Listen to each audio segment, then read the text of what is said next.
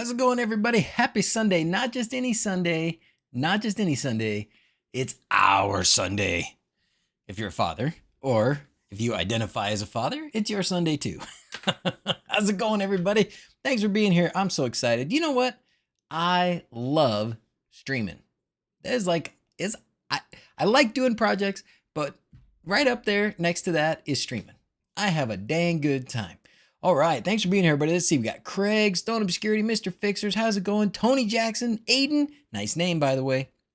Mike 47, happy Father's Day from M, just mysterious M. Ooh, I'm a father to cats. I was watching this, I don't remember his name, the DM Lair. I don't remember his name. Anyways, Dungeons and Dragons guy and he has 7 cats, and he was teasing about not being a cat guy. Panda Boy, you're our only Twitch viewer. Thank you for being here. Thank you for holding up the fort on the Twitch side of things. Thanks for being here. John, how's it going? Wow. So let me just get right off the bat by saying thanks to PCBWay for sponsoring. So you'll notice down there in the corner, and it'll be there the whole time, and it'll be there until anything changes with our sponsorship, is a little logo from PCBWay. They are being very generous and sponsoring my streams. So thank you very much, PCBWay. One of the things I'll point out that maybe is new that I didn't know that they did before is PCBWay not just doing PCBs, but they're also doing CNC machining and 3D printing and sheet metal fabrication and injection molding. So they got a full-on factory over there. I'm sad I didn't get to go see it. We had a whole trip planned out there when right before COVID. We seriously had a trip planned for February of 2020, and it all just went kaput. But anyways, thanks PCBWay. We'll bring it up again a couple more times throughout the stream, and they've been a good partner to me for a long time. But we're back together, back in business. Good. Hey, let me know. So did you like the video, the golf cart video? So that's a new thing, right? Like, I mean, I guess I've had my VW bug videos in the past too, but you know, I worked on that golf cart, and one of the things that I decided when I started doing YouTube was that I was going to do videos about whatever it is that I'm doing, and then it just worked out that a few of the things that I have done caught on as being very popular at the time, such as flashing Signoffs and doing lights, LED stuff. And so that's been the majority of what I've been talking about. But I like a lot of things. I like a whole lot of things. So I'm glad that the golf cart was entertaining to you. That was a whole different deal. It wasn't so much like well, this is how you do it. It was more like, this is a fun thing I did. Here it is. So, and I hate calling it that, but that eggmobile. So at the end of the video with the golf cart, I got those gem cars. And if you've never seen those before, they're pretty dang cool. And they're pretty much like actual little cars. I guess if you just type gem, that's not going to work. Yeah. So I got these. So these are the new models. I didn't get new models, but look at these things. And I picked mine up from, I think I might have told you about this before. I can't remember, govplanet.com. And they basically sell a bunch of old military stuff. So, ooh, I do need a new trailer. So this is where I got them from. And I didn't really think I was going to win, but I did. And anyways, the eggmobile, the white one, is already running, and it's great. It's actually pretty fun. It already goes 20 miles an hour, and I don't need to do anything to it. All I had to do to it was put batteries in it and get keys for it. That was all I had to do. The other one's going to take a little bit more work, but anyways, it'll be a lot of fun. And we'll make the outside look cool. That'll be the main thing that we do with that cart. So how are you guys doing? Tell me about your Father's Day festivities. Now, I know it's not Father's Day everywhere, because I remember a few years ago having that conversation about, different countries doing Father's Day and Mother's Day at different times. So what do you guys, who's not celebrating Father's Day? The Pope Mobile. It kind of, you know what? I think a lot of what it is, and I think the ones that I have, one of them is like, one of the ones I have, that green one that was in that picture in the video, it says like 51st. I don't think it's airborne, but it's something like that. Like it was some like military battalion, and it had the name of the and their little symbol with like a bulldog smoking a cigar and stuff. It looks pretty cool. Anyways, greetings programs. Richard's here. Thank goodness. It is a lot of fun, and I need to get it up. I would have taken it up to the Whobbit house already, but it wouldn't fit in the trailer. I mean, I put those big tires on it, and I have a trailer that's only 4 feet wide, and now with those big tires on it, the thing's like 49 inches wide, and it just would not go on the trailer. So I had to borrow a bigger trailer, and I haven't gotten that point yet. So everything's a bit late because I was watching something else. Oh, that's okay, guys. Were you watching hopefully you're watching the golf cart video. Happy Father's Day. Celebrating my first one as a dad today. Oh, congratulations, Peter. Congratulations. And I'm glad you enjoyed the golf cart mod. It's a good time. And boy, Janice's face, Mrs. Z's. Take it. I'm so glad I captured that. Oh my gosh. That was classic. She was petrified. It was pretty fun. Oh man. It is a bit unstable though. I have turned it down because I was worried about the kids tipping it, because they very easily could, especially if you're driving out on the street. You very easily could tip it over. Here's Father's Day every day. Bill's every day. Don't. Marcelo, I'm sorry about that. Need to watch F1 in 20 minutes. I totally understand, guys. I totally understand. You do what you got to do. You do what you got to do. Go see the F1. I've been meaning to watch the Netflix show about the F1. I hear that's pretty good, and I'm wondering if that has been some of the boost in popularity, or if it was vice versa. If it became, I mean, F1 was getting really popular, and so they made the Netflix show. I'm not sure, but the car show that gets me excited is Roadkill. If you don't watch Roadkill, you should.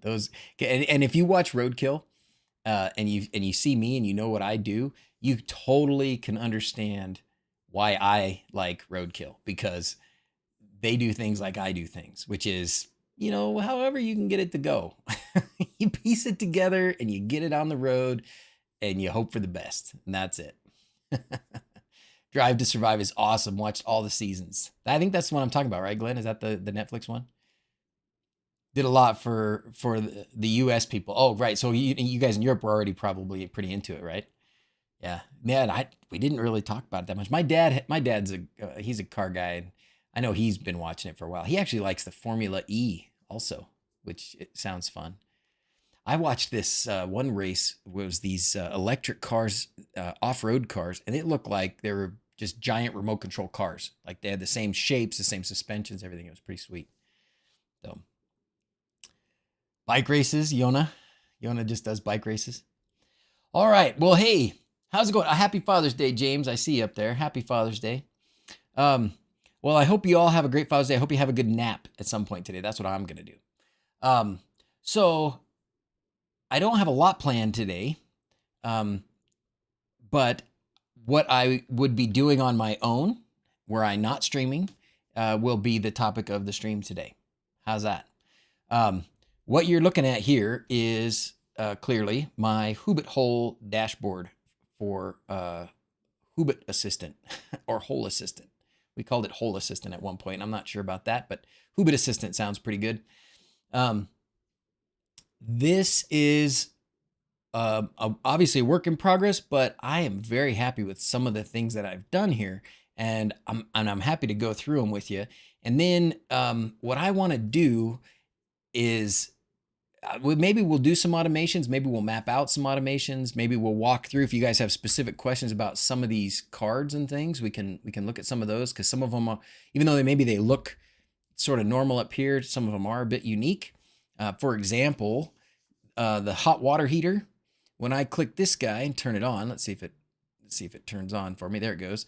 So this is a custom button card, because when the hot water heater's on, I really want to know, because the hot water heater, if it actually needs to heat, which right now it might not need to heat, but if the hot water heater needs to heat, you'll see this power use go from 400 watts to like 4,400 watts. And then of course down here, you'll see the hot water heater go, it's using 90, which is like nothing right now. So that's good. but that would like jump way up to 4,400 watts. So that's important. But anyways, that's a bouncy one. The generator is another bouncy one. I don't want to click that because when I click that, starts the generator up. These are other things that I need to reset, or I want the ability to reset from time to time. The PoE switch up there and the lighting panel. And then this is a little air circulator as well. Probably freaking out the people that we've got staying up there, because we do have people staying up there right now. So they see those things come on, or all of a sudden it's like, whoa, what was that? Why is that thing turned on? Sorry, Mike.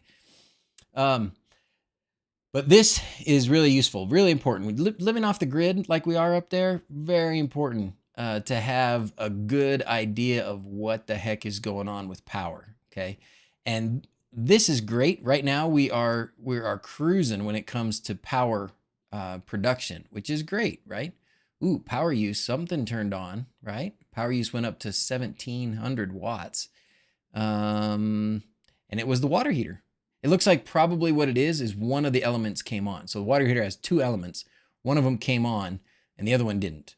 So that's great. So that just means like there's a lower one and an upper one, right? So it just means that the upper one probably was the upper part of the tank. Not that they're separate tanks, but just that the water, balances out probably based on temperature a little bit. So a little bit of it is cool. So that just turned it on. That's all. So if you lose internet connection, you need to drive back there to turn them off.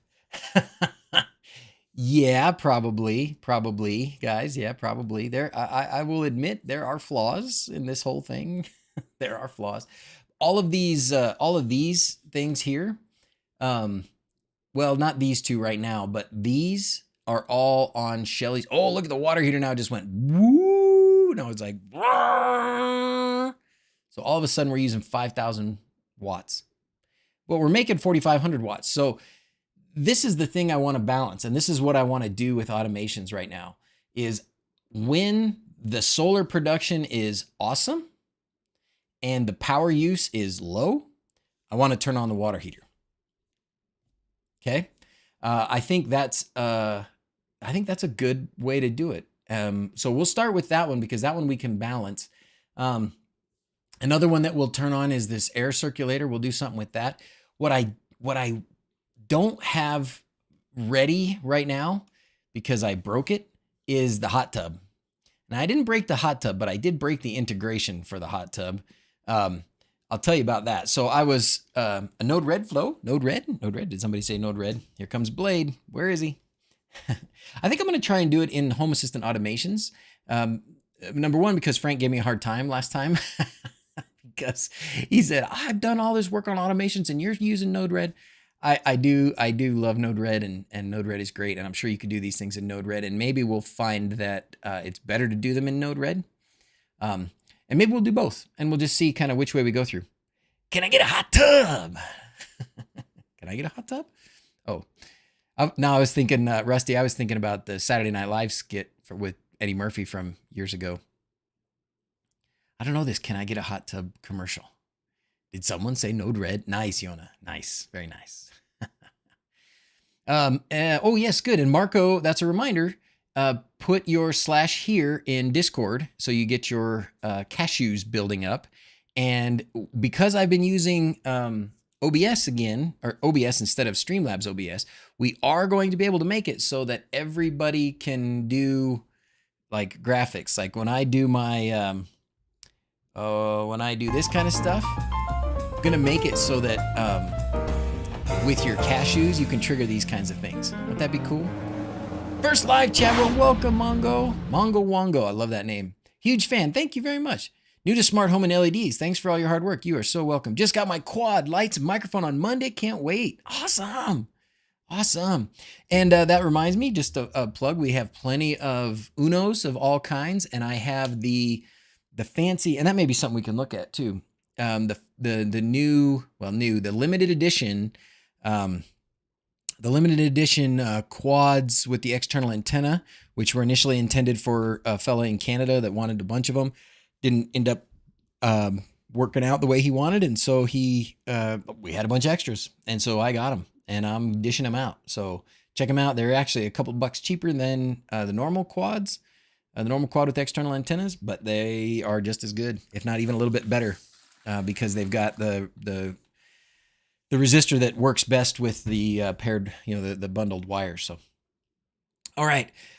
So talking about automations. Oh, I want to show you one more thing before we do that, though. I do want to show you one more thing because I'm pretty proud of this.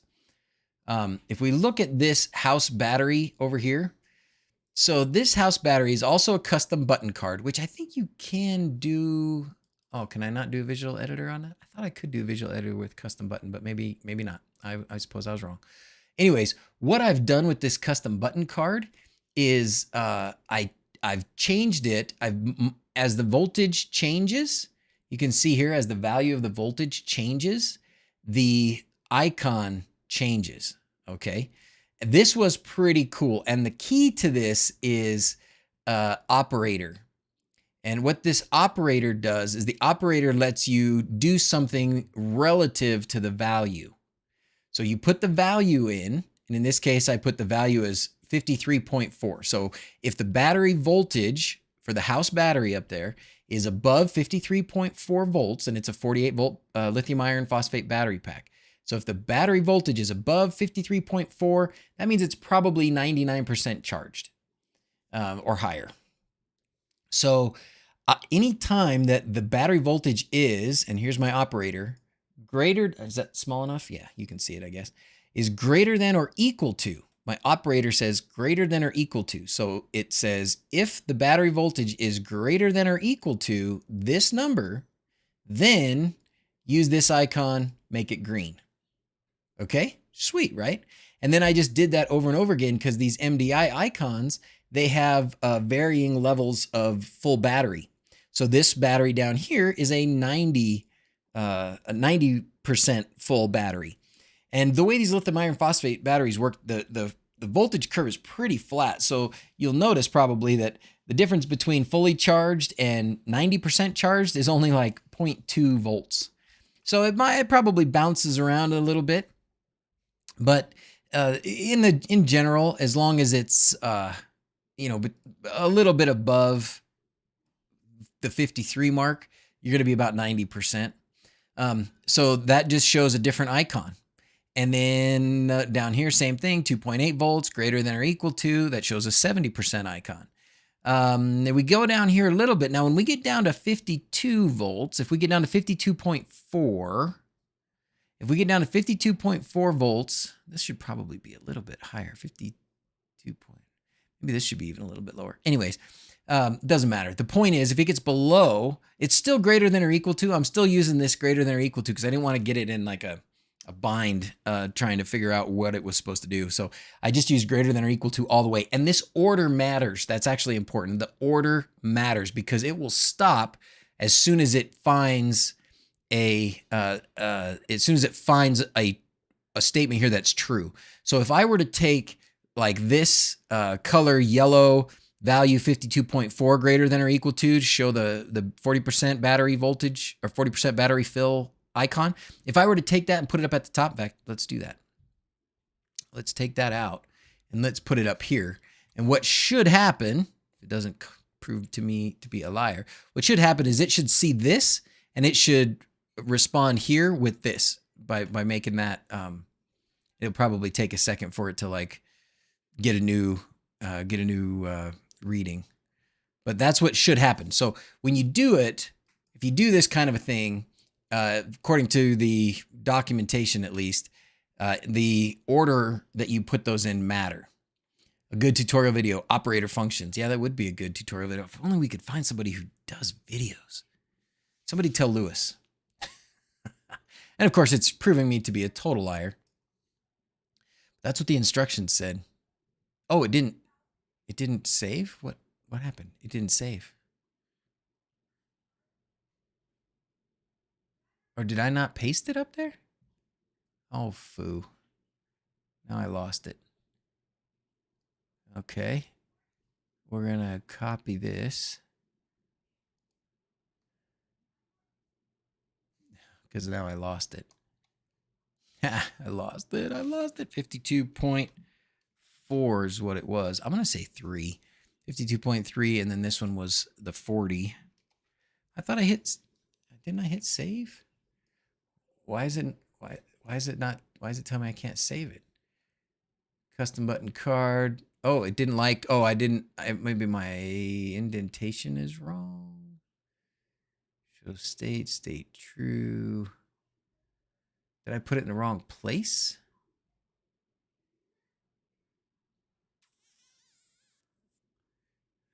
Configuration error detected. End of the stream or a document separator is expected. 26.1. Oh, yeah.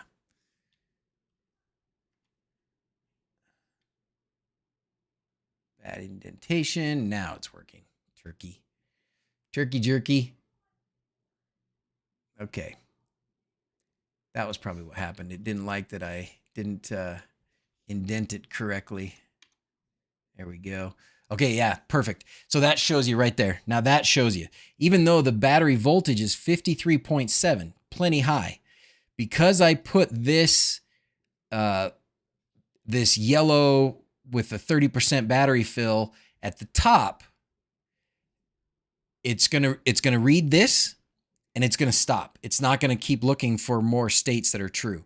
So put them in the right order because it reads them from the top. And if you didn't put them in order, you'll get an erroneous looking card. But anyways, this is a lot of fun. And then of course I put it so that I made it so if it gets down low, like if it gets down below 50 volts, we're getting close to the bottom. And it doesn't really get below 10% until you're down below 48 volts. But if we got that low, it will start blinking, right? And if I get below 47, it's really this is what it's gonna do if I get below 47. I think this one's kind of cool. So let's copy this one. And I'll show you what that one looks like because I think that one's pretty fun. Custom button card, love it. Love custom button card.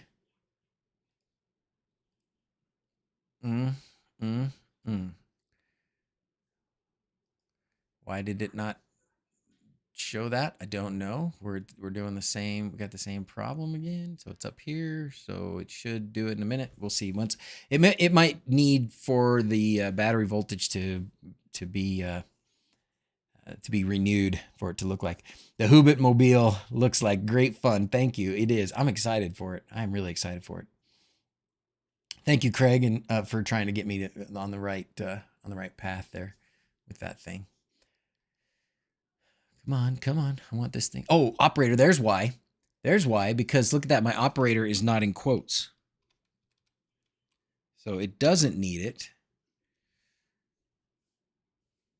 Oh, now it's telling me something's wrong down here. Oh my gosh, I messed this whole thing up. Ugh, cancel.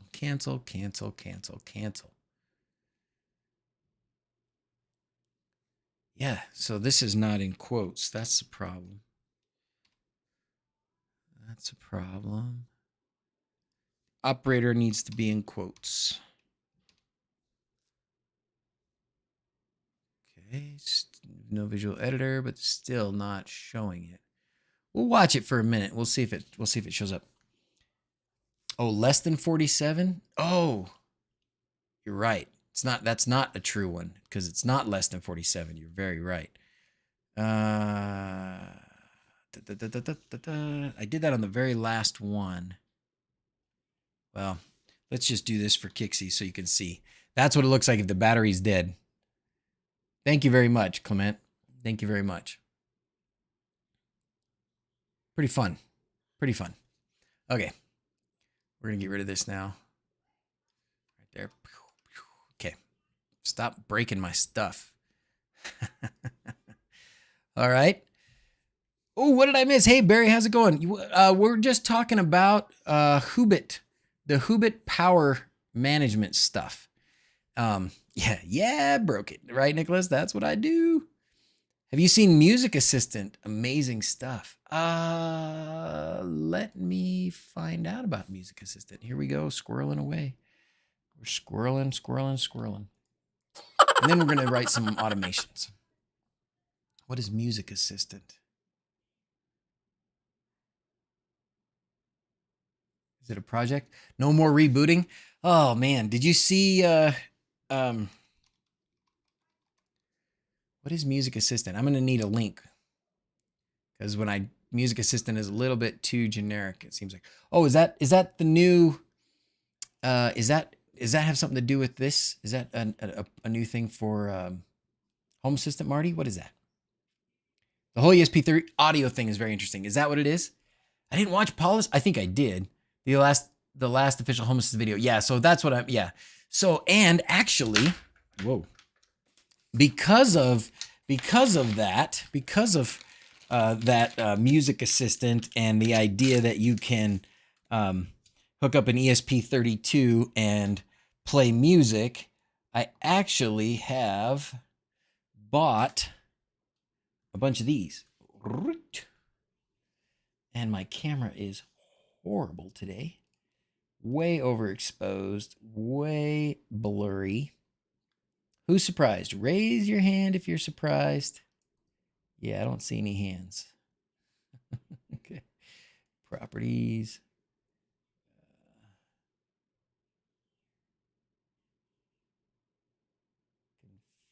Configure video. White balance. That's one thing that needs to go better. This also. Zoom a bit. And then we will expose it a little. I think the exposure is probably better, actually. Okay, we're going to go there. All right, great. But yes, this is the little board that you need for ESP Home. It's still not focused very good. This is the little board that you need for ESP Home to be able to play audio files. It's got like a tiny 3-watt amplifier that comes off of some of these pins. But if you look at the ESP Home, Mike, thank you very much, Mike Nicholas, thank you very much. If you look at the ESP Home documentation for, actually I think it's for SD card. This is what comes up. DF player, this thing. Oops, can't see it, can you? There, this guy.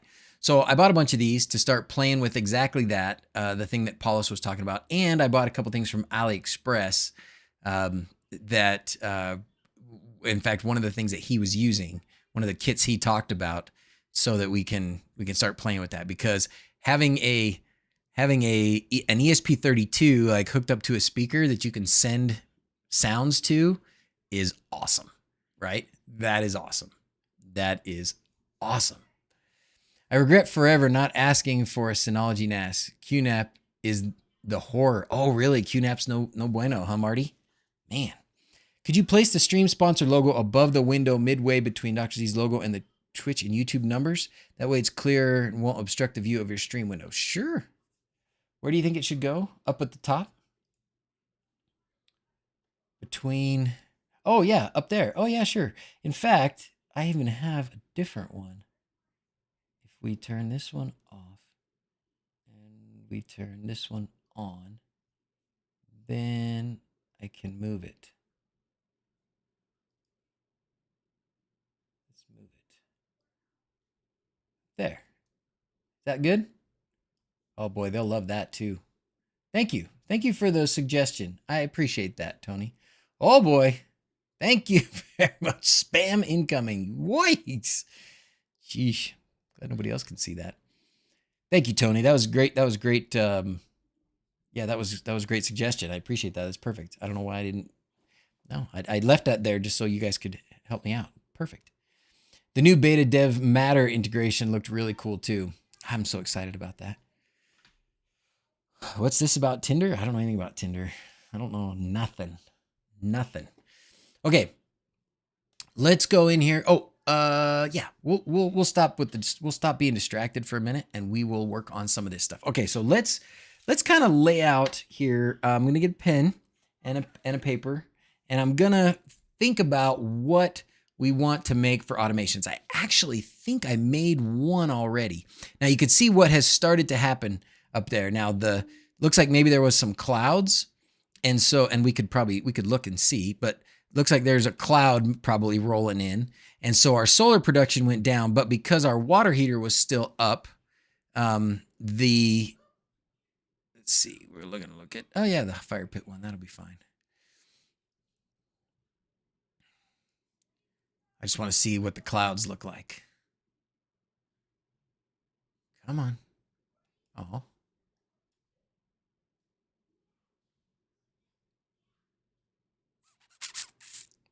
There we go. Maybe a little bit, right? Maybe just a little. There's a little cloud in front of the sun over there, probably. So that's probably why it decreased a little bit. Oh, and then the cloud went away, so it's back up. Anyways, it does change the voltage on the battery a little bit. Now, I do have one automation that I made already. Let's check it out. Automations. So here's one. Turn off big loads if the batteries are low. So let's check it out. Let's check out what I did here. Naked Electronics. You get pics of me? Yeah, you wish. Oh, you wish.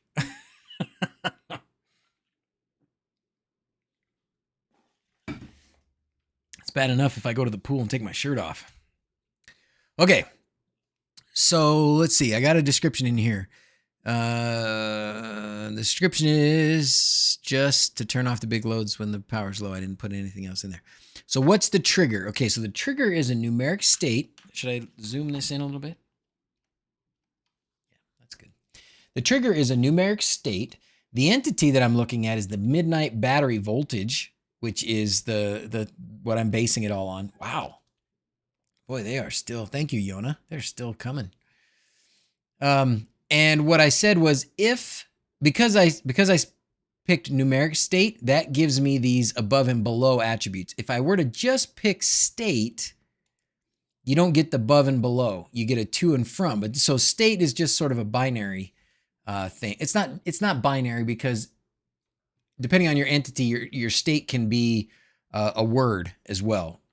And it can be a bunch of different words, like the state of your wLED controller, or maybe not, the state of the effect would be a different thing. Woo, thank you very much for subscribing. Ajay Harsha, let's do unicorns for you.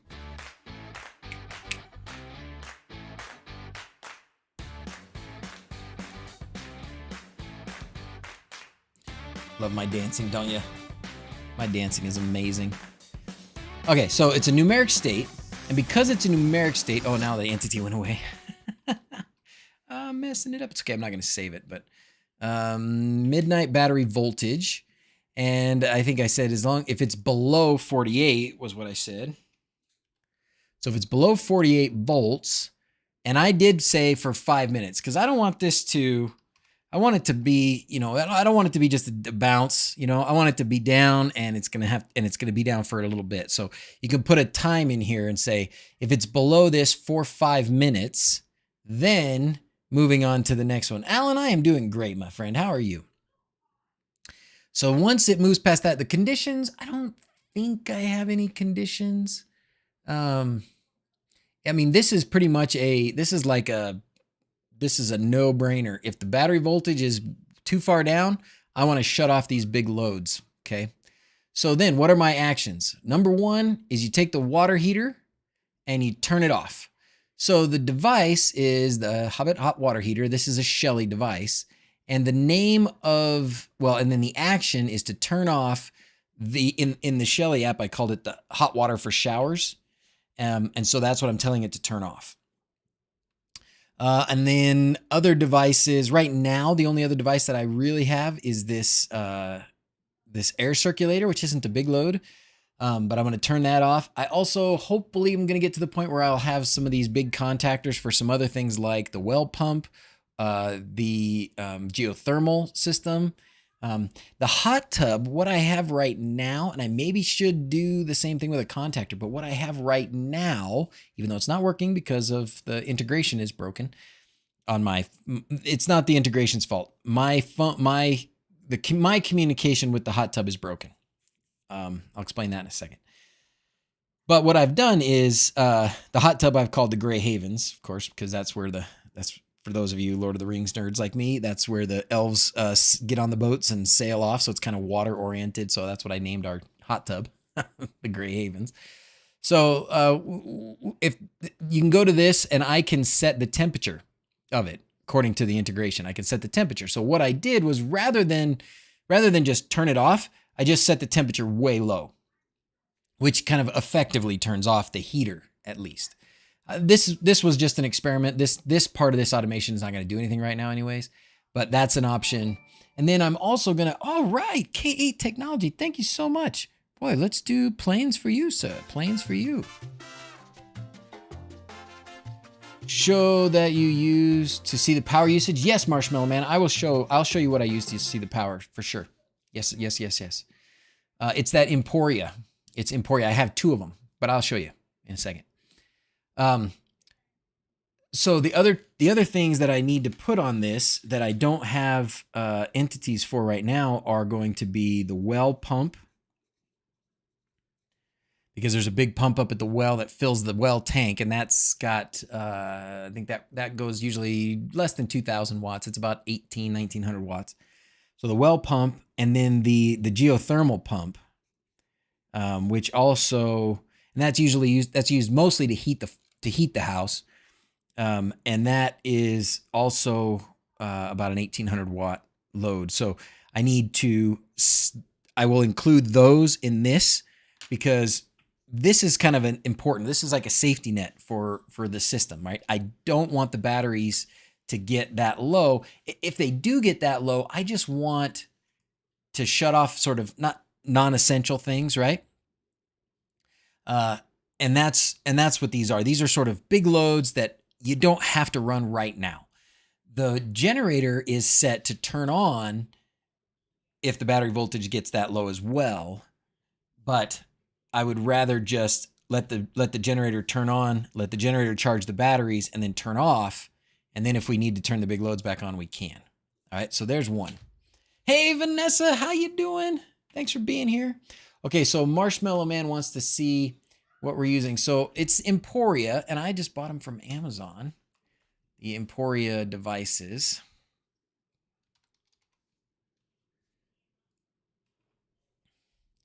That's funny. You search Emporia and Sense comes up. They just have more expensive marketing, whatever. I bought 2 of these. So this is the, I should probably buy some of those. I got a couple of those plugs. Simon, thank you for subscribing, Simon. Man, we are doing so good. Let's do this fun one. This one's a fun squirrel one for you.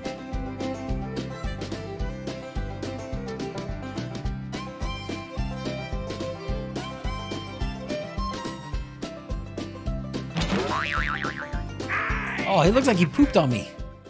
Pooped me out. Finished bedtime stories in time to catch a stream. Happy Father's Day. Thank you very much, Neb. How are you doing, my friend? How are you? Bedtime. So where are you? You must be in Europe. The far side. You like that one, Vanessa? I like that one too. I like that song. So anyways, yeah, I purchased this thing 2 times and it's fantastic. So I've got it because we have a sub panel up at the pavilion, and then we have the panel in the house. The panel up at the pavilion actually runs, actually, let me show you if I can. I don't really have my phone hooked up to the stream today, so I'm not going to mess with that too much, but I will go ahead and show you the Emporia stuff because it's important. How we get this stuff is important.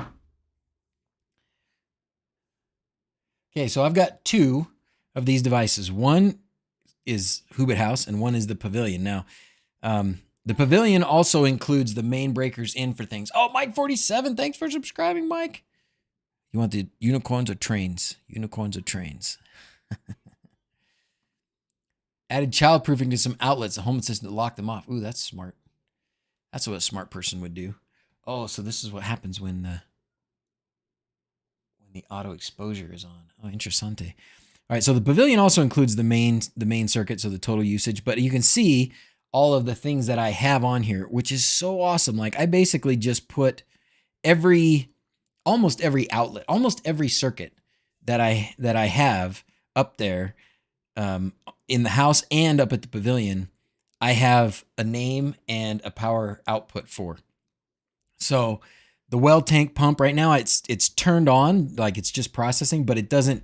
The level of the well tank is not low enough for it to need to turn on. The shop, this is up where the solar stuff is, and there's probably like a little fan or something running. There's a couple outlets and there's cameras, so a couple cameras up there. I did have an EV plug. There's a flow pump.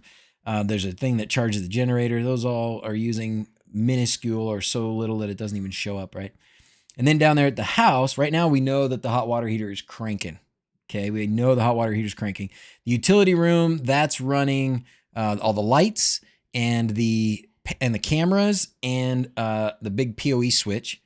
The south living room, this is running the fireplace. So right now the fireplace is on, plus a couple other things. How does this get power? How does this device get power, Marshmallow Man? This device gets power right here. See this wire harness? Oh, nope, you don't see it. There you go. This wire harness here, you actually have to connect this to some of your breakers. And they give you 4 wires. If you have a 3-phase system, they give you 1 for each phase, and then a white for the neutral. If you have a 2-phase system, which I have, and I think probably most of us in the US have that, then they give you, then they tell you just take that other wire, the blue one, and hook that to the neutral as well. So basically, with this right here, you take the black wire to 1 phase, the red wire to another phase, and I just hooked these into breakers. So I just hook them on to different breakers that are on the different phases. So it's usually if you do one and then the one right below it, or the one across from it, I think they will be on the other phase. So red one on one, black one on one, and then for me and most of us in the US, it's white and blue tied together and screwed to the neutral. And then this plugs into this, and that's it. That's how this thing gets power, and that's how it knows like the voltage of your system and the frequency of your system, because it does give you a lot of that information. If we go back here and we look at the ooh, new device discovered. What did it discover? I'm very curious now.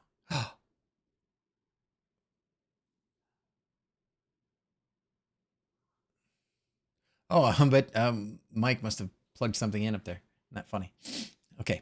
Anyways, if you look at the integration, which is this one, Emporia View, if you look at this, there are a lot of devices. And it gives you all of those things, but it also gives you some information about like about the frequency and the total voltage of your system and stuff like that. Balance. Maybe what I need to look at is entities.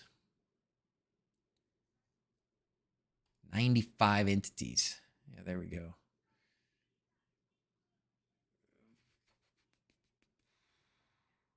Oh, and it does give you, so it gives you different sensors as well. It gives you what you're using. So for this circuit, for example, what you've used in the last minute, like this. So this is a 1 minute, more of like an instantaneous thing. This is what you've used in a day, and this is what you've used in a month. It keeps track of all those things. Isn't that awesome? Just piggyback off the circuit breakers. Yes, sir. That's right. I've named mine the octopus because of all the cords. It's horrible, isn't it? Isn't it, Vanessa? There's so many cords. Found you based on LEDs, but have watched a couple of these on wHobbit-Hole and really want to begin Home Assistant. Discord is good, but overwhelming. I understand. What's up, Jason? How can we help you? Do I have a list of which videos or streams to watch in which order to minimize the never-ending squirrel chasing? Oh my gosh. I am so not the guy to ask about how to minimize the squirrels. Oh my gosh.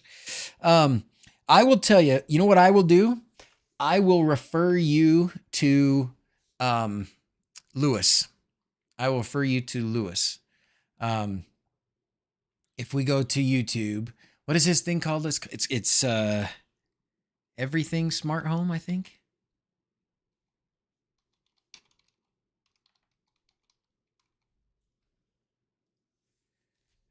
Yeah, I would go to Lewis here, Everything Smart Home, and see what he's got for playlists. He probably has a getting started stuff. Home automation, tech tutorial Tuesday, unboxing, smart home tech reviews, home assistant guide maybe, beginner's guides. So Lewis is the guy. So I have not done, gotta love the squirrels. I have not done a sort of getting started with home assistant video in a couple of years. And, you know, again, if I was doing this for my full-time job, that would be something that I would be doing every year probably. This is just my love of the tinker and the community, and so I'm not nearly as good at getting out updated videos on a lot of things, and I admit that. Have I seen the cost of pies? I have not. Yikes, are they a lot? And then do one project at a time and learn as you go. Yep.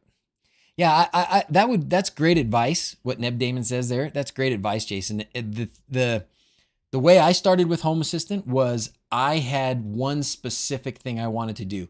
I wanted my garage door to open when I got close to the house, right? I wanted my garage door to respond to my car when I got in it, when I got out of it, all that. And so I started with just a Signoff and tried to write a sketch in Arduino, which ended up being horrible.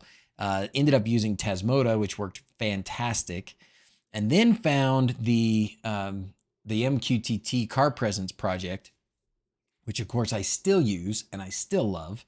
And now I think I have it running on ESP Home. Can't remember now because I've changed it a few times. But anyways, so pick one project, pick one thing that's important to you and work on that thing. So if that means, you know, you want your lights to turn off, or you want, you know, like I said, a door to open, or you want a sensor to do something, like to tell you when somebody's moving, or when a door opens, those kinds of things. Pick the one thing you want and work on that thing. And then after you get it done, just let it rest for a couple days. Let it rest. Let it rest. Let it break, because it might. And then work on that, just perfecting that thing, and then say, okay, that thing is now set. What's the next thing, right?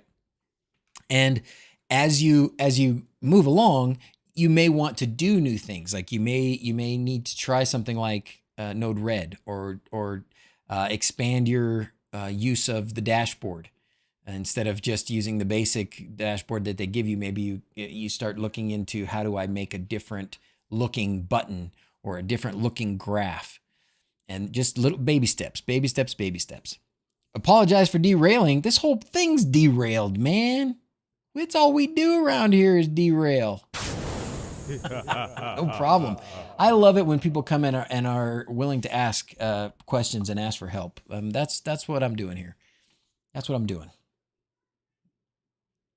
Pies are really expensive now. Where I'm converted is around $100 to $115, and that's a lot to just get an RPie for a quick project. Holy cow. Well, I have several of them sitting around, but I don't know if I want to sell them, and I don't really want to gouge anybody for them.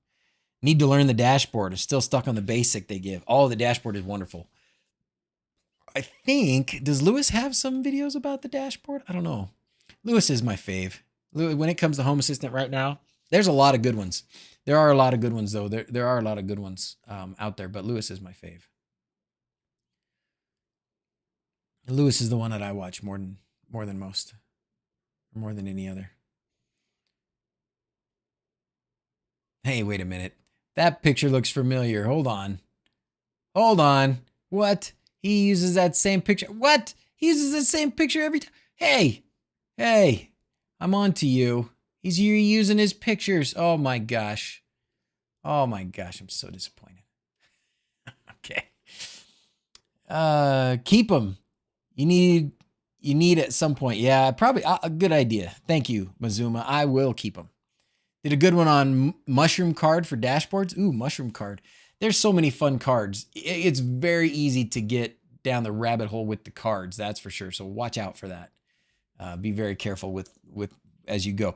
That's why, like, I've played with lots of cards, and I always keep, this is an important thing to tell you probably, since we're talking about being new to Home Assistant. Even though Marshmallow Man is not new to us, he is one of our major Pixel Head contributors. He is new to Home Assistant somewhat. I always keep a dashboard up here that is the lab. So if I want to test out a dashboard entity or some new kind of a thing, I do it in the lab. And then if it works, then I move it to my main one. Okay, so something to think about there. That way you don't have to mess up your main one. So by the time something gets to this main dashboard, I've already played with it a little bit and I've watched it work and I've troubleshooted. And I know that it works by the time it gets to this point. And I have that on my main Home Assistant for here at the house as well. I did see, now speaking of how expensive the, if anybody's interested in this, by the way, I'll just drop a link because it's good for you. I'm happy you made the call to start using Home Assistant. So am I, Marshmallow Man. It's like hot glue for the soul.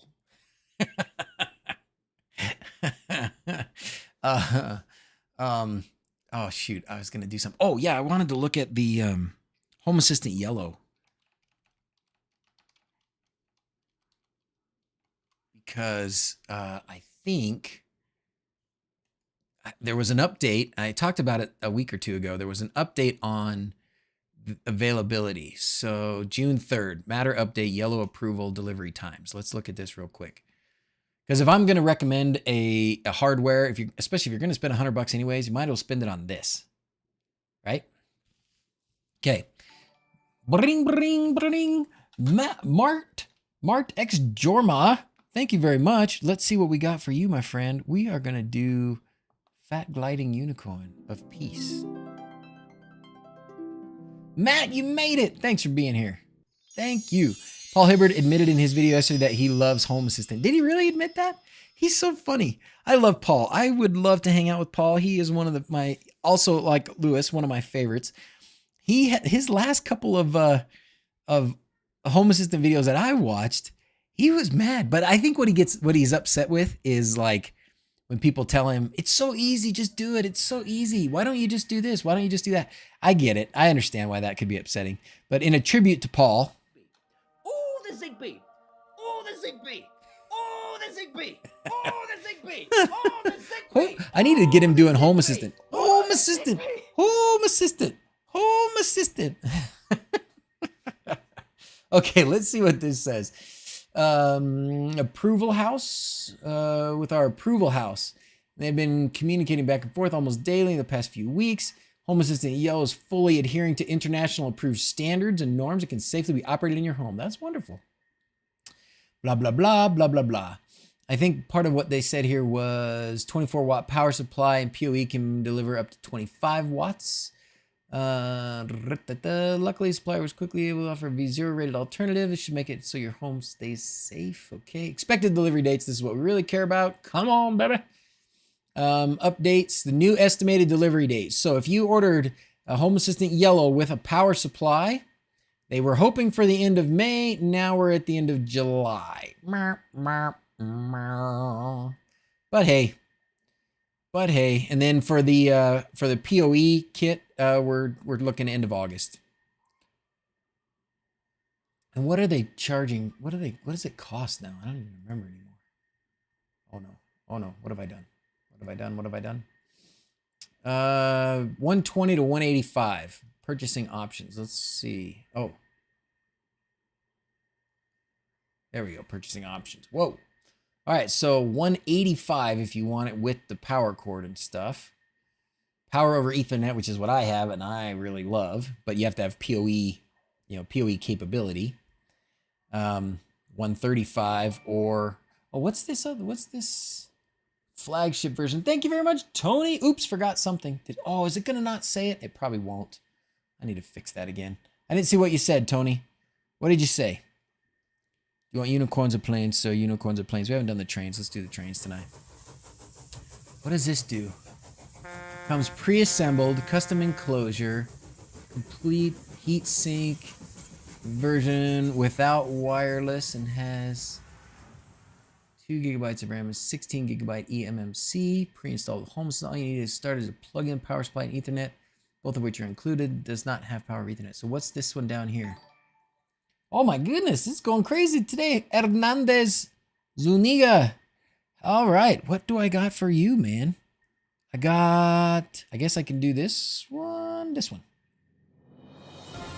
The Android N2. No, I am totally recommending Xander, and let's look at that one next, okay?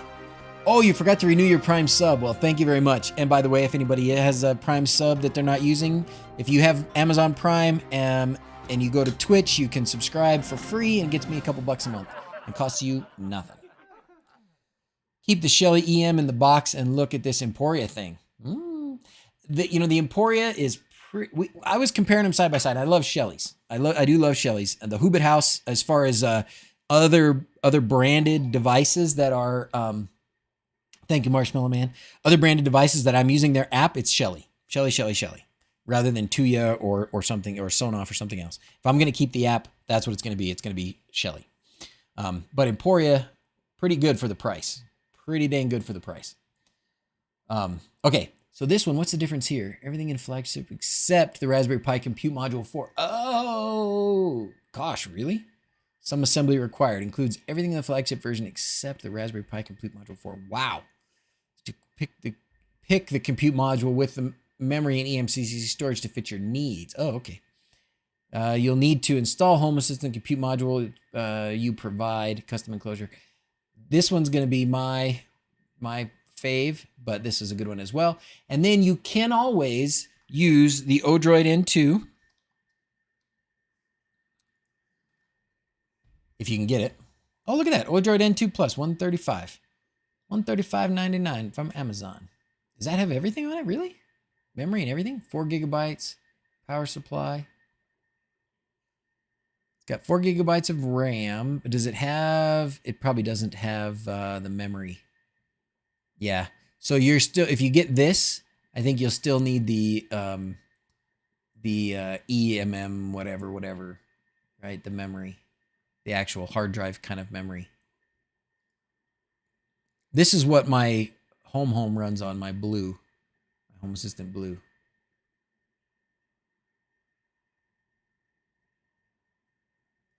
But again, Home Assistant can run on pretty much anything. If you've got something that can run Linux, it can run Home Assistant. The Pi 4 is going to cost $200. Well, if you're getting started, try and find a Pi 3. You can run Home Assistant just fine on a Pi 3. Just fine. Just fine. Okay, let's get into, we so squirrely. We so squirrely. This is actually a good time to, because we're halfway through the stream, so let's once again just mention our wonderful sponsor, PCBWay. Thank you, PCBWay, for sponsoring. Oh, and it's their 8th anniversary. They've been in business 8 years, which is, I remember I'd already been working with them for a bit before they had their 5th. So good job staying in business. Good job staying in business. And again, I'll mention they do a lot more than just PCBs. They do 3D printing, sheet metal fabrication, injection molding, CNC machining.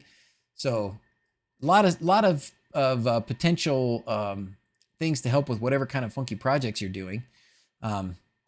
And there's a coupon in the video description. If you spend $40, you get $10 off. So pretty cool. Pretty cool. Thank you, PCBWay. You the best. All right. I purchased a Dell Optiplex Mini PC, 16 gigabytes RAM, 1 terabyte SSD, loaded Home Assistant on it, and it is crazy fast. I got it refurbished from eBay. Pies were too expensive. That's a great way to go, Mongo Wongo. I love saying your name, by the way. Give me more reasons to say it, because it's fun. $400 laptops, right? $400 laptops that play games, right? I don't know. I don't understand. So you don't need a Pi to run Home Assistant. You can run it on anything, basically any PC kind of hardware. And if you go to the Home Assistant, home page, nope, not that, silly. homeassistant.io, and you go to getting started, it gives you all this information about what different kinds of hardware you can use. So if you're using Raspberry Pi, if you're using an Odroid, if you're using an Asus Tinkerboard, any generic x86 64, like an Intel NUC, or probably like your Dell Optiplex is probably in this category. You can run it, not with the supervisor, but just the core. So just like the actual application that is Home Assistant, you can run that on Windows or Mac.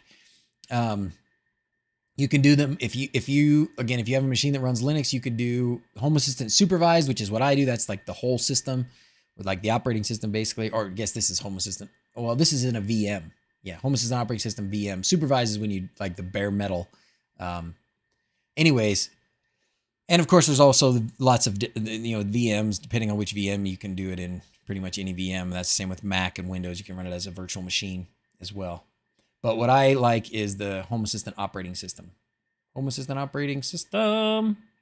Okay. Tinkerboard looks cool, but limited software support.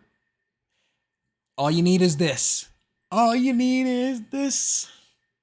Maybe it's just me, but I never understood the attraction to use a Pi when you could use a mini PC in supervisor mode. You know, Craig, I think the attraction was when the Pi was like $30. You know, Pi 3... The Pi 3B was when I started using Home Assistant. Can't talk all of a sudden. Need some Dr. Pepper. I think the first Pi that I bought for it might have cost me $35, something like that.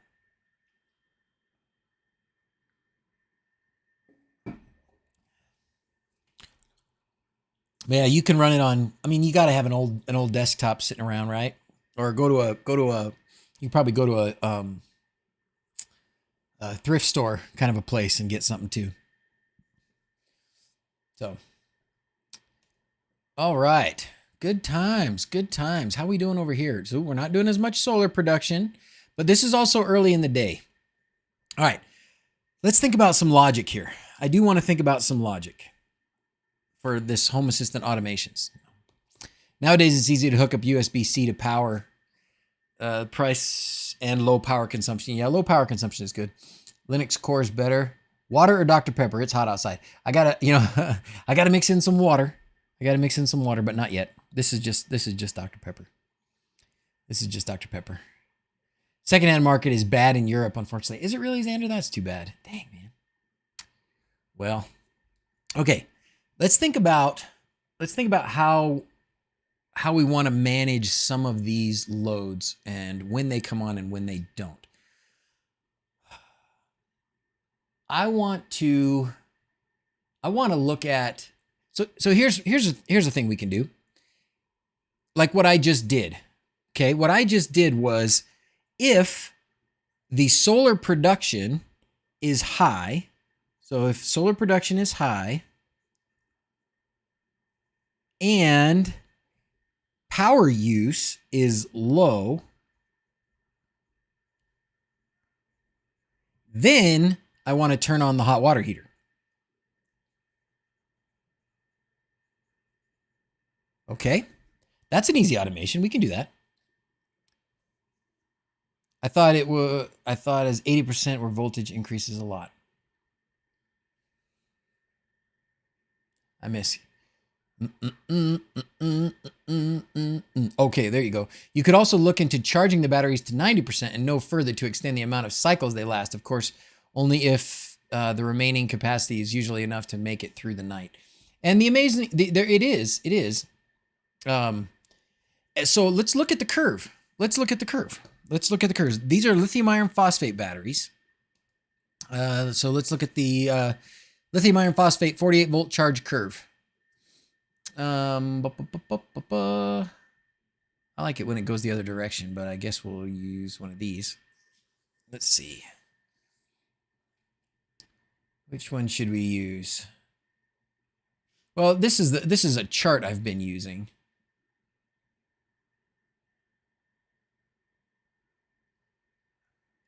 So this is interesting. This is what you see, right? So you see when you get to the end down here, you do start to taper off a little, right? But what I see for the most part is everything is right around 52 volts, right? You're still at 52 volts when you're at like 15% state of charge. And you're probably 53 when you get up here somewhere, and you don't really go high until you get to 100%. It's crazy, right? Crazy. There is a graphic though that I like in this that I use a lot. This one. So let's look at this one. Oh, you were saying that 80% is where the voltage spikes a lot. It's actually quite a bit higher. It's quite a bit higher. It's more like 99 to even 100. So they even list 100 resting at 3.4 volts. This is per cell, of course. And then when you're really like sort of ramming that last bit of charge in there, you're already at 100%. Or I mean, you're at 99 point something. Gotta go. See ya, Nicholas. Thanks for being here. Won't be able to chat, but I'll be listening on the way there. Thanks, man. We got to remember to say hi to Nicholas as he's heading to the airport. So yeah, I think it's higher than 80% when the voltage really starts to spike. I don't know what some of these are. Amp hours, 100 amp discharge. I don't know what some of these are. Let's just. Oh, and this is based on temperature, so that's important. But you can see that the voltage doesn't really spike until you are like way up here, way into the fully charged state. This one looks like it's labeled backwards. They're probably looking at it differently. Here's a little bit. Hopefully these are still lithium iron phosphate. These are lithium batteries. I don't know if they're lithium iron phosphate. It might be a little bit different.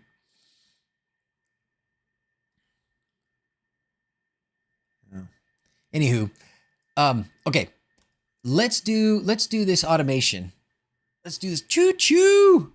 Hype cool. How's it going, Tony? I know you've been here, but hype train, all that. Okay, stay on target. Stay on target. Stay on target. It's a twap. Okay. I like this automation idea. If my solar production is high and my power use is low, I want the water heater to automatically turn on. So right now I'm actually going to turn it off because it doesn't need to be on anymore. So I click it, turns off. Great. So let's go in here and make an automation. Automation. Oops. I think it moved menus right as I was clicking that. Okay, automation. We're going to make a new one. Create a new automation. There's no blueprint for this, so we're not going to use a blueprint. We're just going to start with an empty automation. Don't you love this glow, by the way? Don't you love that? I love that glow. That's the, is it Metro? What is it? I don't remember what it's called. It's theme. Yeah, Metro Green. Metro Green. Love it.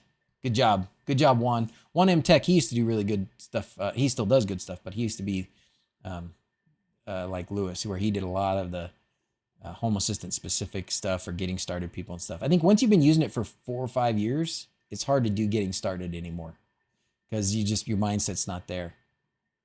At least mine isn't. Okay, automations. Create an automation. Start with an empty automation. The new automation is going to be called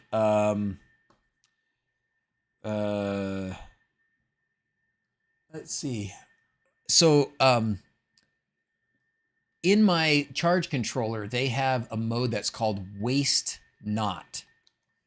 And the idea behind waste not is if there's a lot of solar power, you want to use it, right?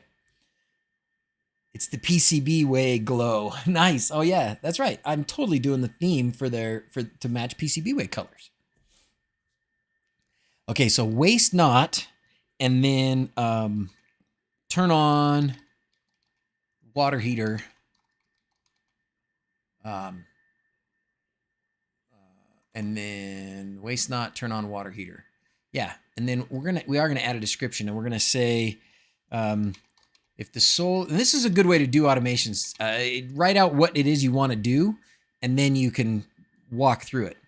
If the solar power or solar production is high and total power usage is low, then turn on hot water heater. Okay. That should be easy. Single mode, yes. Device, I think we want, So let's see. So the trigger, we want the trigger to be, I guess we want the trigger to be the solar power production, right? Control the oven remotely. I thought it was 80% where the voltage increase. Yeah, and this is where I want to control. That's what I want to do. I want to control the oven and things remotely. Okay. So we need it to be we're going to do numeric state again. And this time, though, we're going to do the production. Okay, so let's see. Solar. Midnight solar voltage. No. Shoot. I don't know which. Is it midnight?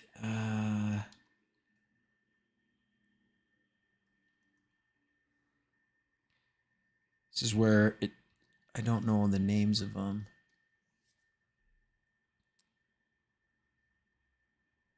Midnight battery, energy, power, voltage. It may be this power.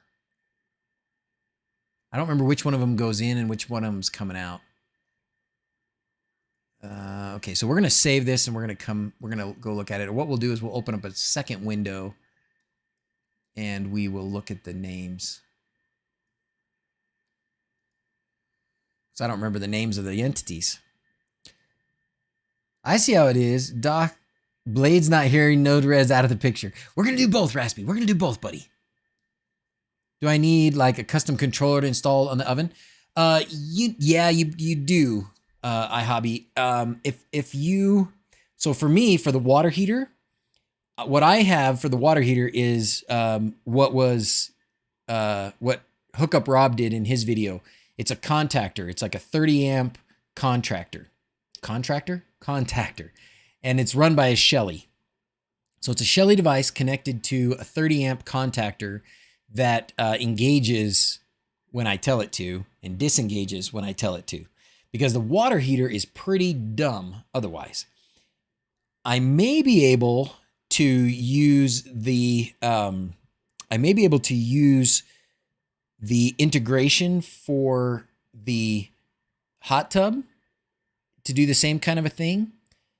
But I also kind of like that just big switch mechanism. I kind of want to be able to just clank, shut off all power to it, and then turn it back on when I want to turn it back on so that it doesn't kind of get out of control. Because especially something like the hot water heater or the hot tub, if those things kick on when I don't want them to kick on, bad things happen. Like that happened to us when we were up there. We were up there and we basically overheated the inverter because I have two inverters. Each one of them is good for 4,400 watts continuous. They can peak to like 5,000, but 4,400 continuous. So if I have both of those inverters running and I all of a sudden push them to 10,000 watts, that's bad, right? They go. So, and that's what happened because I was charging the car, charging our car, and then the hot tub turned on. So the car was charging at 6,600 watts, and then the hot tub kicked on and went up 4,000 more watts. So now I'm like 10,500, 11,000 watts. And that I didn't know. I was just doing my thing, do. And then all of a sudden, boom, the lights go out. The lights should not go out, right? Because the battery should be backing them up. But the lights went out because it wasn't because they didn't have power. It was because they were trying to put out too much power. So this is a living off the grid problem that doesn't exist when you're shouldn't exist when you're hooked up to the grid, unless you have brownout situations and things, I suppose. But this is a very real issue that you have to deal with when you're totally off the grid, like we are up at the Hobbit house. So yes, you need a custom controller. You can potentially do it if the oven or whatever device is smart. If it's not, then you just have to come up with another way to make it smart. And in this case, that's how I made the hot water heater smart, was a Shelly connected to a contactor. Yeah, that's a pain. Quite a few times in the past, my geyser switched on at night while the battery. See, Mazuma? Exactly that. So and that's another thing we'll do is if the solar production is like super low, I don't want anything coming on. But for the most part though, that's kind of what I did with that battery voltage. If the battery voltage gets too low, then I want those things to turn off. Have I ever thought about like a Tesla Powerwall battery pack, or you just can lie customer car batteries? Powerwall battery pack. I have like custom car batteries. Oh, what I have is I have something like a Powerwall. It's not a Powerwall, but what I have is similar to a Powerwall. I don't know what Powerwalls cost, but what I have, I wanted lithium iron phosphate, just for the safety factor. Not that I think a Powerwall would be unsafe. This is the one I have right here, actually. I have 3 of these right here. So these are 48 volts. They are 14 kilowatt hours each. So I'm in the 40, not quite 40. Is it 14? 14 and 14 and 14. So 30 and 12. Yeah, 42 kilowatt hours totally. Probably the most South African way to say I'm from South Africa without saying it. Geyser. Oh, geyser? That's what we call a water heater. Oh, I didn't know that. Oh, I should rename mine Geyser. Geyser. All right, back to this automation. First, we got to find out what this device is because I forgot what the name of it is. Solar Power Now is Midnight Battery Energy. And Hobbit House 1 minute is the usage. So Midnight Battery Energy. Okay. So that's the one that I want to use. So we're going to go back here, and it's not Midnight Battery Power, which I think this is the one that counts what you're putting into the battery. So it's Midnight Battery Energy. So this is what we are producing. So if it is above, let's say if it's above like 3,500, okay? And if it's above 3,500 for more than 10 minutes, that will be the trigger, all right? If it's above 3,500 for more than 10 minutes, now we do want a condition. We're going to add a condition here. To let Aleka pronounce it correct is to let her say geyser instead of geyser. Oh, you're talking about, yes, you're talking about, so Vanessa is talking about the Emporia. And I'm using Emporia app, but yes, you can do it through, wait, no, you're talking about something else, did Tuya. Because he did flash it with ESP Home. Travis did. Just set up my first reliable lawn mowing automation. I signed a contract with Alaska. Yeah, I have a contract with a couple of teenage sons, but I would put Home Assistant higher on the reliability list, and contractors higher even than that. Okay, now the next thing I want to do is this one's going to have to be also a numeric state. And the entity this time is going to be the, remember that Hobbit, what was it? Hobbit was the total. So let's go back and look at this again because I want it to be this power use now. That's what I want it to be. And that is called sensor Hobbit House 1, 2, 3 minute. 1 minute. Okay. Cancel. Go back here. So the entity is that sensor, power use now. And if it is below 1,000, okay? If it's below 1,000, that's the condition. So this way, if I look at the solar comes back and it's high. It's greater than whatever I set up here, 3,000 watts, right? 3,500 watts.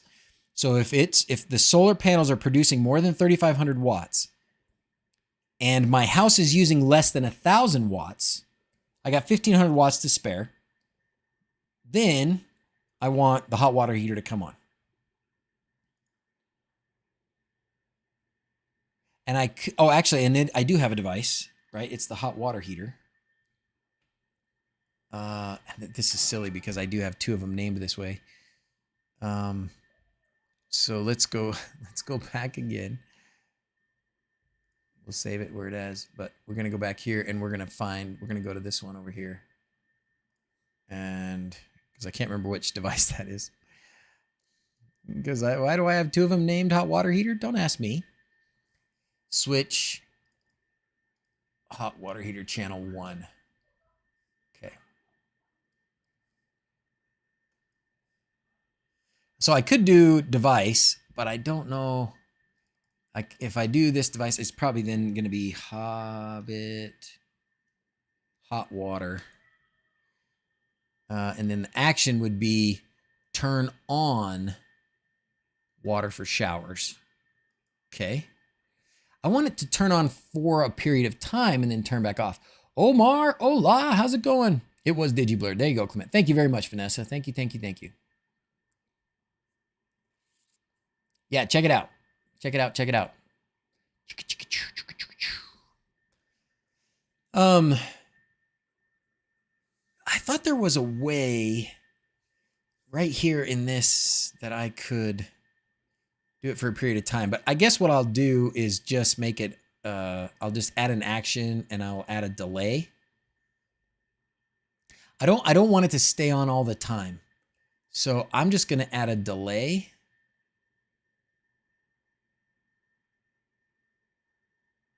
Wait for time to pass, delay. There we go.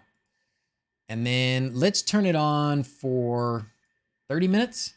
Usually it doesn't take that long for it to warm up. If it's already warmed up some, it doesn't take that long. So let's leave it on for 30 minutes and then we'll turn it back off again. So then we're going to go back to Hobbit hot water. Hobbit hot water. And under actions, turn off water for showers. Sweet. All right, so let's walk through this again, see if it does what we intended it to do. This is our waste not, turn on the water heater. If the solar production is high and the total power usage is low, then turn on the water heater. Okay. We're going to look at the midnight battery energy. If it's above 3,500, and then again, I just want to make sure I got the right stuff. Midnight battery energy, that's my solar production. Great. Names are hard. You can use condition at the action. Oh, is that how you do it? Create a variable as a flag that saves the time, maybe. I'll just use delay. I'll just turn it on, 30 minutes, turn it off. It might be, maybe, I don't know. Let's look at that and see. How's it going, Cuba? How you been? Oh, Keaton's here. Yay! Yay! For you two guys being here, we're going to do celebrate. We're going to give you a celebration. We're so happy you guys are here. Boom! Cuba and Keaton. Thanks for being here, fellas. By the way, Aleka is fantastic, Keaton. Are you still doing stuff with that? I mean, I do see it from time to time that there's an update, but for everybody who doesn't know, or anybody who still doesn't know, Keaton, along with, oh gosh, now what's his name? It's not Neil. Who is it that does the other work with you on that? Keaton is the guy that does the Aleka Media Player. Keaton and somebody else, I can't remember. Celebrating your birthday with streaming one of my favorite YouTubers. Ah, Kuba, you're too kind. You're too kind, brother. You're too kind. Happy Father's Day, by the way, to all of you. Kuba, you look pretty young in that picture. I'm not sure you're a dad, but happy Father's Day to your, I'm sure you have a dad, or you have had a dad. Somebody, at some point, everybody had a dad. All right, back to this. So if it's high for more than 10 minutes, then we are going to compare that with the power use now of the house. And if the power use now of the house is below 1,000, then we're going to go ahead and let the hot water heater turn on. We're going to wait 30 minutes and then we're going to turn it off. So I guess what you're saying is rather than device, you do a,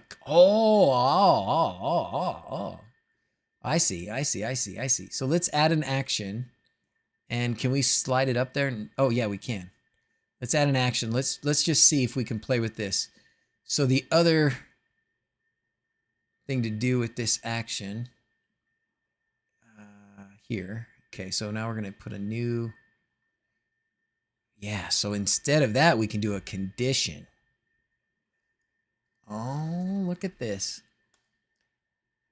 So we can get it to stay, that high until something else happens. Is that what you're saying? That is so awesome. 24, so I have time to become a dad. You still have time. I was a dad at 27, 28 maybe. Happy Father's Day. Thank you, Vanessa. Perhaps look into creating an automation that prevents turning on an additional load, even manually, in case the load consumption being too high. Broadcast to inform people at the house. Oh, and a TTS to, oh my gosh, that's great.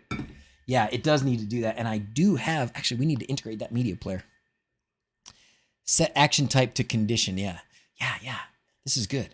Now, what should we do? Should we leave it? So what will this do? So if we set this action type to a condition, what happens after that? To have solar production minus house usage value as the trigger. Another value as a trigger to turn off the water heater.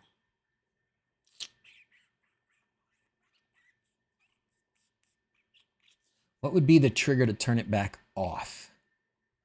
Here's I think what I'm going to do is for all of these things, I'm going to do that, not always do that same comparison with the sun and the power usage, but I am going to use power usage as a condition. For example, if the, well, like I did here, if the hot water heater wants to turn on, it's got to check and see how much power are we using. If we're already using a lot, then don't bother, right? Wait till we're not using a lot. Okay. And hot water heater is number one priority. So I'm going to give that one this first priority, because it won't have to be on for very long. The next one, it would probably be the hot tub. So we'll have to play with that one in a minute, but I think I want to do the same kind of a thing.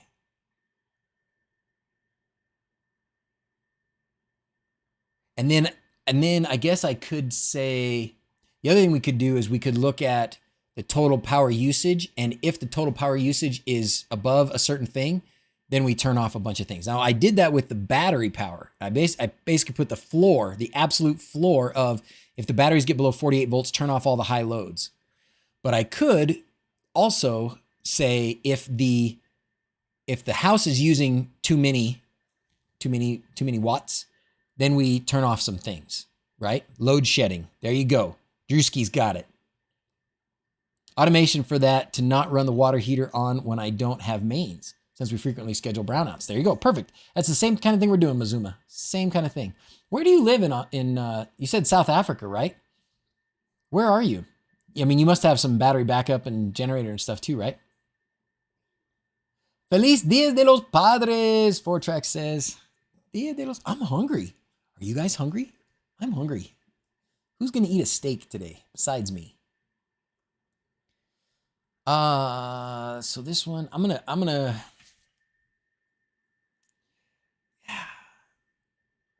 below. What happens when you put a condition in the action? I need to read about this or test this. So the water heater is going to turn on, and then if the condition is that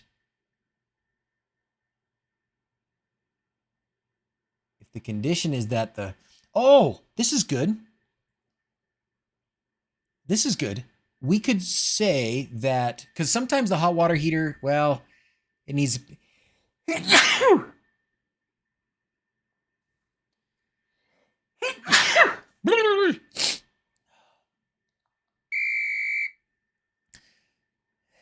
He didn't want a steak. Some brisket. Oh, that's pretty good though. I'm getting carne asada, that thin Mexican flank steak, I think we would call it in American. Thank you. It's the allergies killing me here. South Africa shares the same power company that does load shedding and then turn off all the power. Seems to target the poor people first. Oh, that's too bad. Hi, Hobby. Are you in South Africa also? That's awesome, by the way. Almost any average household here has a generator or hopefully solar. I have 2 times 5.1 kilowatt lithium batteries. Oh, wow. Oh, you're in New Jersey. That's awesome. What about when the weather is cold? Power utilization would likely be higher in cold weather. Don't want the hot water heater being cut when it's freezing outside. True, but I do want to prioritize other things besides the hot water heater. We can shed the hot water heater and only have the hot water heater on at certain times. So this might not be the end. This might not be the only, well, this won't be the only one, because you're totally right, Robert. We want to make sure, first and foremost, in the winter, we got to run the heat in the house, right? We don't have to run the hot tub. We don't have to run the hot water heater, but we have to run the heat. And there's going to be time when we can do both the hot water heater and the heat in the floor. No, only when the heat in the floor shuts off. So the heat in the floor will go until it gets to a certain point, and then it will say, oh, I don't need to be on anymore, and it will turn off for a while. And during that time, when the floor heat turns off, that's the time to turn the water heater on. Steak in T-minus 4 hours. Oh, Dark Berry Dr. Pepper. That's some good stuff. Have you tried the cream soda one? The pipe freezing issue, yeah, Marshmallow Man, we did figure it out. It was a user error, as typically is the case. We had a pump that was exposed that everybody thought somebody else had buried it, and nobody had. So it was exposed, and it just froze and snapped some PVC. It was supposed to be temporary way back in like July last year. It was supposed to be a temporary pump. And so, yeah, February or whatever it was, it split on us. Okay, so I was looking at this, and I had an idea. I'm getting hungry. I'm talking a lot too. I need some M&Ms.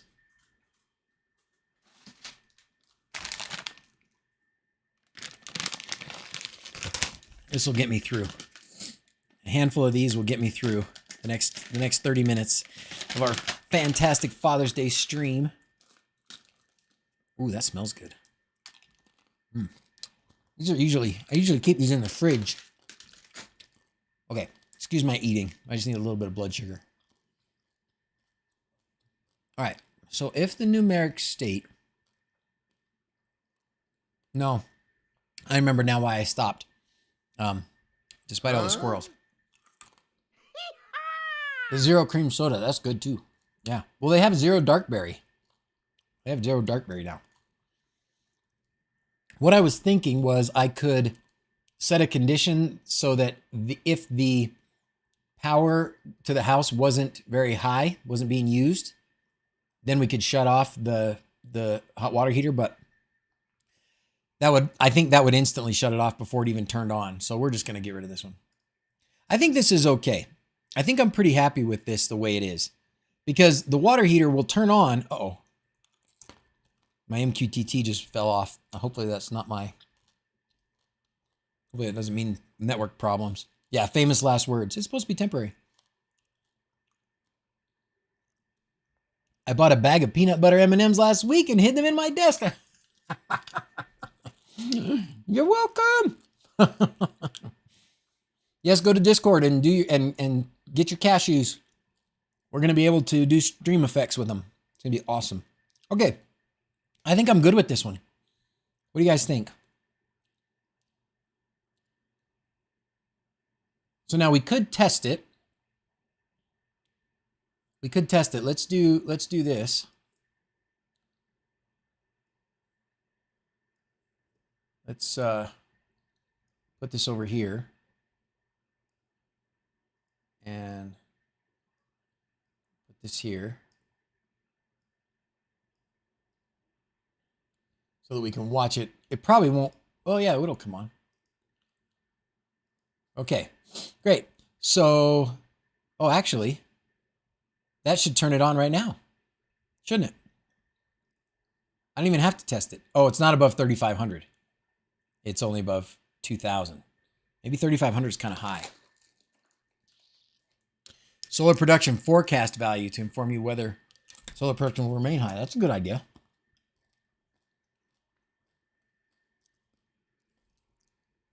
So Sven et al., what do you think about does frequent on-offs of the hot water heater, is that a problem?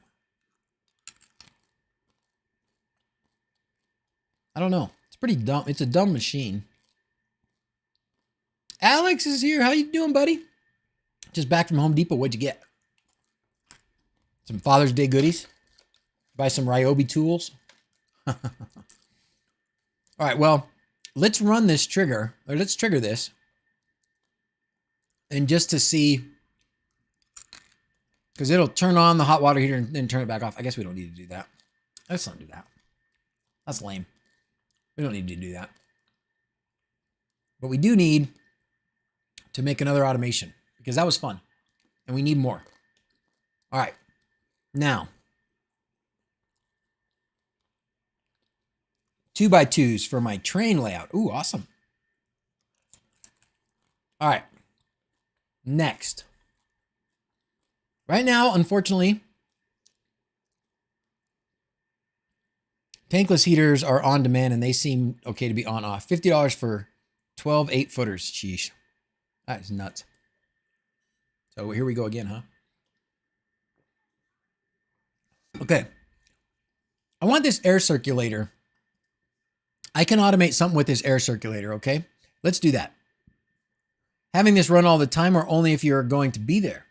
Maybe do a calendar condition based on days you're going to be there. That is genius. That is genius. So probably what we should do is let's set up a helper for now. That's a great idea. Let's set up a helper for now that just says occupied, right? So let's just make a helper. Right now we'll just make it an input Boolean. And then we'll have other things affect whether or not the input Boolean comes on. All right. So let's do helpers. Let's go to helpers. I like that idea. Good idea, Raspy. Was that Raspy that said that? Thought about the water cooling your solar panels and collecting heat from them. Yes, Matt, I have. And I love that idea. I don't know how I'm going to do it yet, but I love that idea. And have to figure that out for Airbnb. That's true. Resistive element with a thermostat. Like you said, pretty dumb machine. So fancy electronics that can possibly get damaged. Yeah, no fancy electronics. Yeah. Hey, Nigel's here. How's it going, buddy? That experience frequent on-offs will usually wear a lot faster, especially device meant to heat and cool. Expansion, contraction of parts. Yeah, might be. Might be. All right. Well, let's make a helper. And this helper, create a helper, and the helper is going to be I think input Boolean is a toggle. Correct? Because it's not, I mean, they're using different, better names that make more sense, but I'm used to the old name.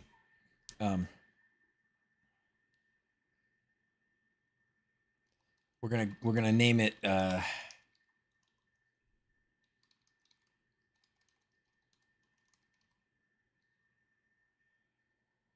that how you spell occupied? Why does that look wrong? I love I love this picker, by the way. Let's pick a fun one. Account group, that's okay.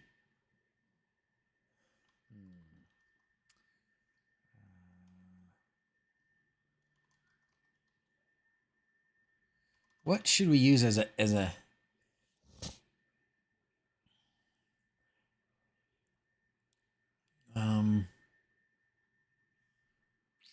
I guess for now we'll just use the people one. We'll do this one. Oh. Gotta click it. MDI account group. Okay. Create. All right, so now we have an input Boolean that is called house is occupied, and we can turn it on or off. Okay. So now we can go back to that automation and we go to this waste not water heater and we're going to edit the automation. And down here under conditions, the very first condition, oh, let's like make it another condition, I guess. It doesn't have to be the very first one, but another condition has to be that our state of house is occupied sensor is true or on, right? We're going to say true. For how long? It just has to be on. Doesn't have to be on for a certain amount of time. Home Assistant glow. HA glow. I have 2 extras. What's a HA glow? Anytime find the MDI picker is broken. Oh, really? MDI picker you find is broken? Ah, that's too bad. What is Home Assistant glow? What's that? Great minds. That's right, Matt. That's right. Do you do that? Do you put water under your solar panels? I want to.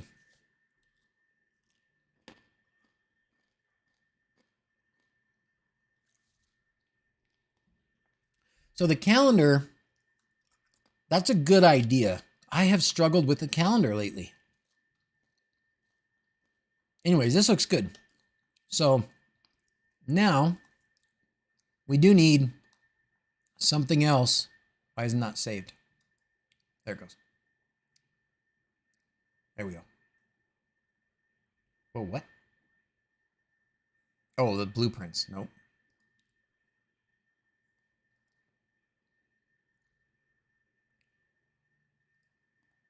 Let's make sure this is good.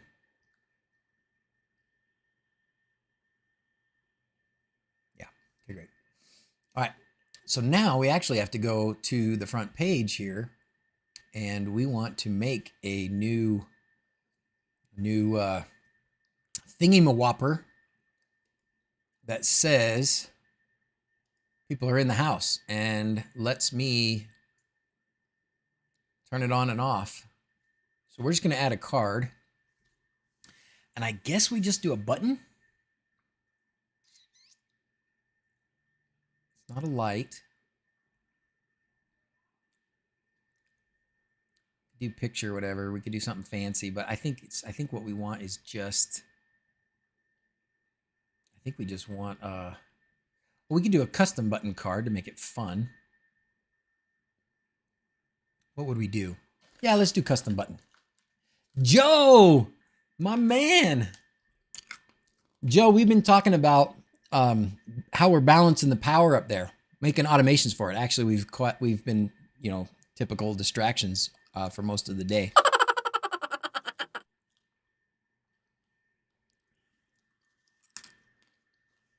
Calendar with offset. Also presence detection to dynamically update your input helper. Yeah.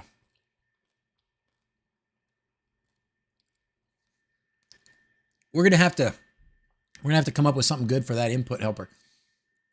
For now, though, I think we're just gonna let's do a custom button card. Custom button card. We're gonna go entity.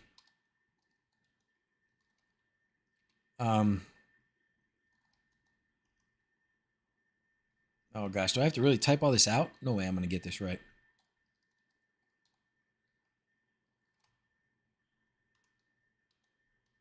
Ooh, it's there. It auto-filled it. Wow.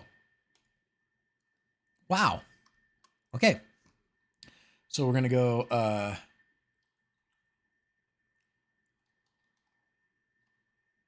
want to do show state, right? Show state.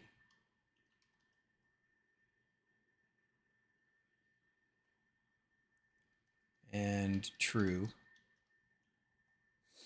I do need to change. So we're going to go back to the helper and we're going to change it. On or off. I think it'll work if I change it.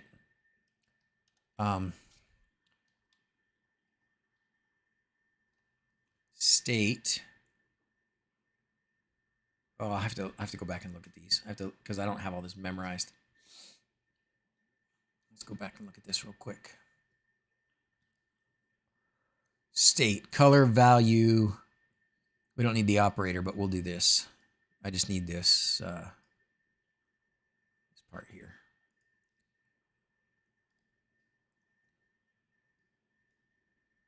Okay. So value off. MDI battery. No. Actually, I don't need to change the icon, so we'll leave the icon. If it's off, it'll be green. Yeah, that's what I want. And then if it's on, actually, if it's on, I want it to do that other thing. where I don't want it, yeah, where it blinks, but we're going to do it a different blink. We'll do this. Custom button cards, you got to love them. Okay, we don't want it to be red, we want it to be yellow. And when the value is on, although we're going to change these values, because I don't want it to say on or off there. Okay. And then actually, I also want to put on here a tap action toggle so that I can tell it. So right now it's manual. I will have to put it on manual. Rather than a Boolean helper, why not a but? Yes, great, Joe, you're right. For now, it's going to be this, but yes, we're going to do that sort of multi-sensor things that says a bunch of stuff. Perfect use for frigate, huh? That's actually true. That's totally true. And I have, in fact, I think the camera that I have in there, we could use frigate for that. We totally could. That's a great idea. Okay, not today. We don't have enough time. Some of us have steak to eat. If we don't ruin our appetite with our M&Ms, gosh.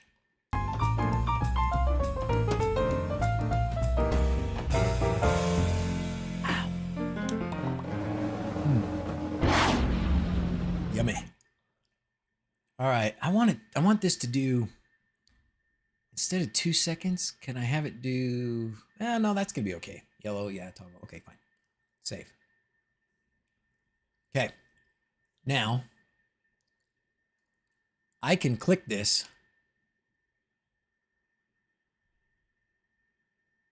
I should be able to click it. Wait a minute. Why did it not change? Why did no change? Uh-oh.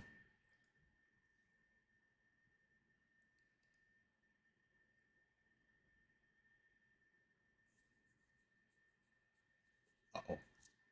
Something gotta be wrong. Okay. We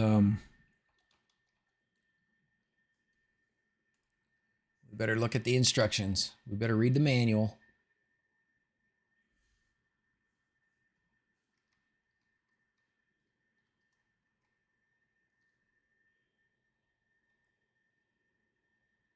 Oh, tap action toggle.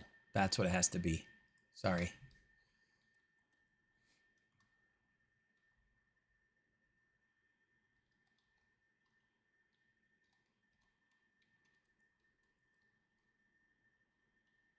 Let's try that.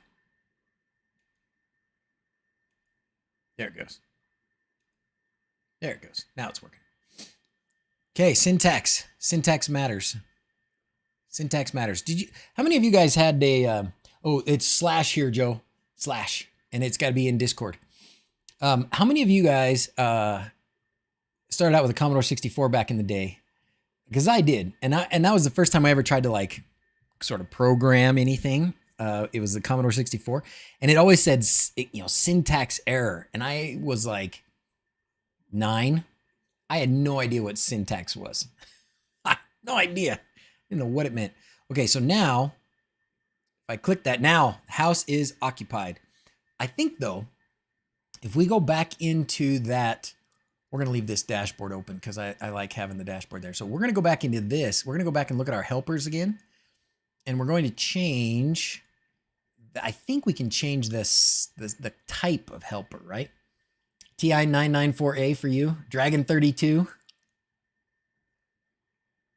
True or false, not on or off. Yeah, thanks, Raspy. I want to change it so that helper is an occupancy. Because I think if we go Home Assistant, Home Assistant, Home Assistant, input Boolean, we can set it to a bunch of different types, right? So let's set it to the device type. And the device type, we want to be, oh, we can't. Oh, doggone. I guess that's only if we set it as a binary sensor. Then we can set the type. Okay, fine. Okay, fine. Okay, fine. Fine. Fine. Automations. Waste not. Edit. So rather than true, I just set it to on.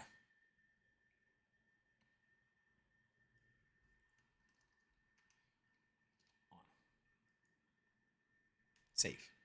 I do want to say this. I don't like that this says on or off. I don't like that this says on or off. I want this to say the right thing. And I know you can't see it down there. That's no bueno. There we go. There we go. I want this to say house is occupied, house is not occupied. All right, so we're gonna go back in here. This is like a tutorial on custom button card. So actually show state, I'm gonna put this as false, which I think is the default, but whatever. So I don't want it to show the state. Ooh.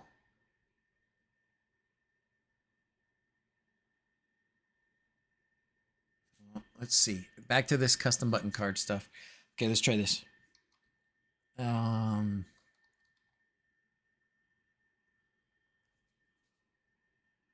Is it? Oh, I think I can put name. Can I put name? Oh my gosh.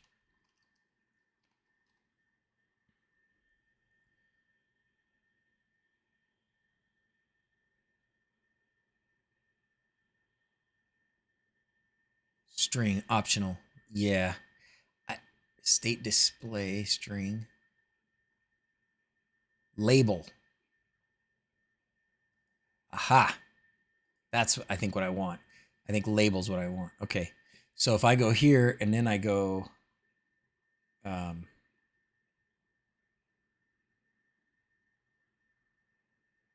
then I go label,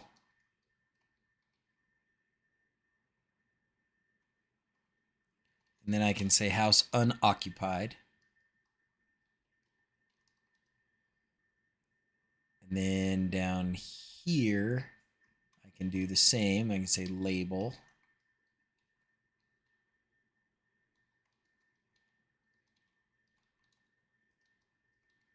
Probably need to quote this. Might not need to quote it, but I might. So might as well.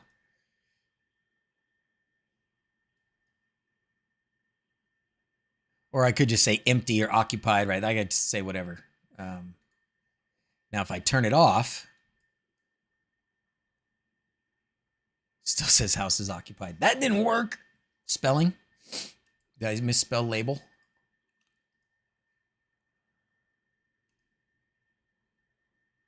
Yes, I did. And I probably need to show name. I need to turn off show name.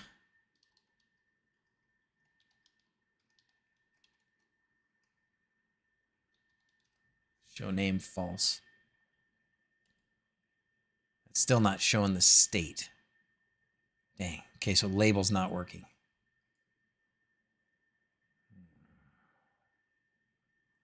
Show label. Oh.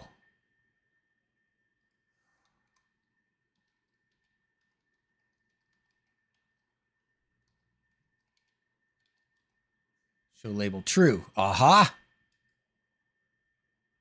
There we go. Yes, we did it.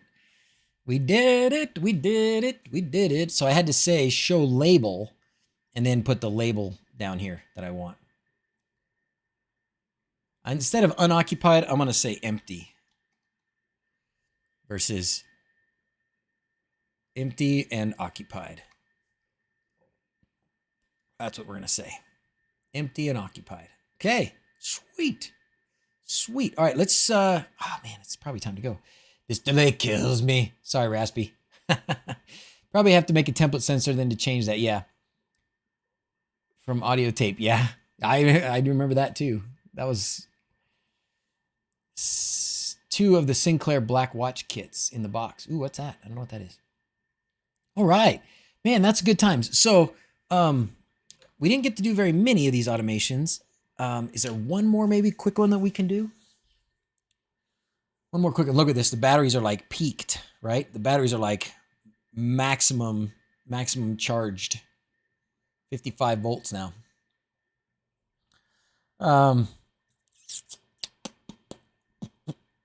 Well, oh, the other thing we wanted to do was we wanted to turn things off when the solar was low. I need to put in more of the things that need to be controlled. So right now, like I said, unfortunately, the integration for the spa is not functional. This should be it, but it is not functional. And these should be the things I can do: turn the lights on, turn the pumps on, set the temperature, but no funcione currently. But it will funcione tomorrow because I'm going up there tomorrow, and that is my number one priority. Oh, I wanted to tell you why it didn't work. So let's go into that real quick. So the system that we have is called the Gecko. This will be the last thing we'll do.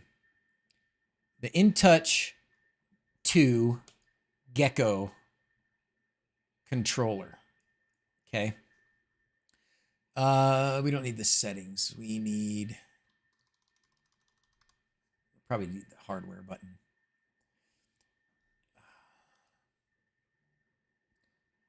Okay. Okay, so what you've got in this system is you've got one of these little boxes that connects. Let's stretch this out. You don't need to see all that. You got one of these little boxes that connects to the spa, and then you got one of these boxes that connects to the Ethernet and to power,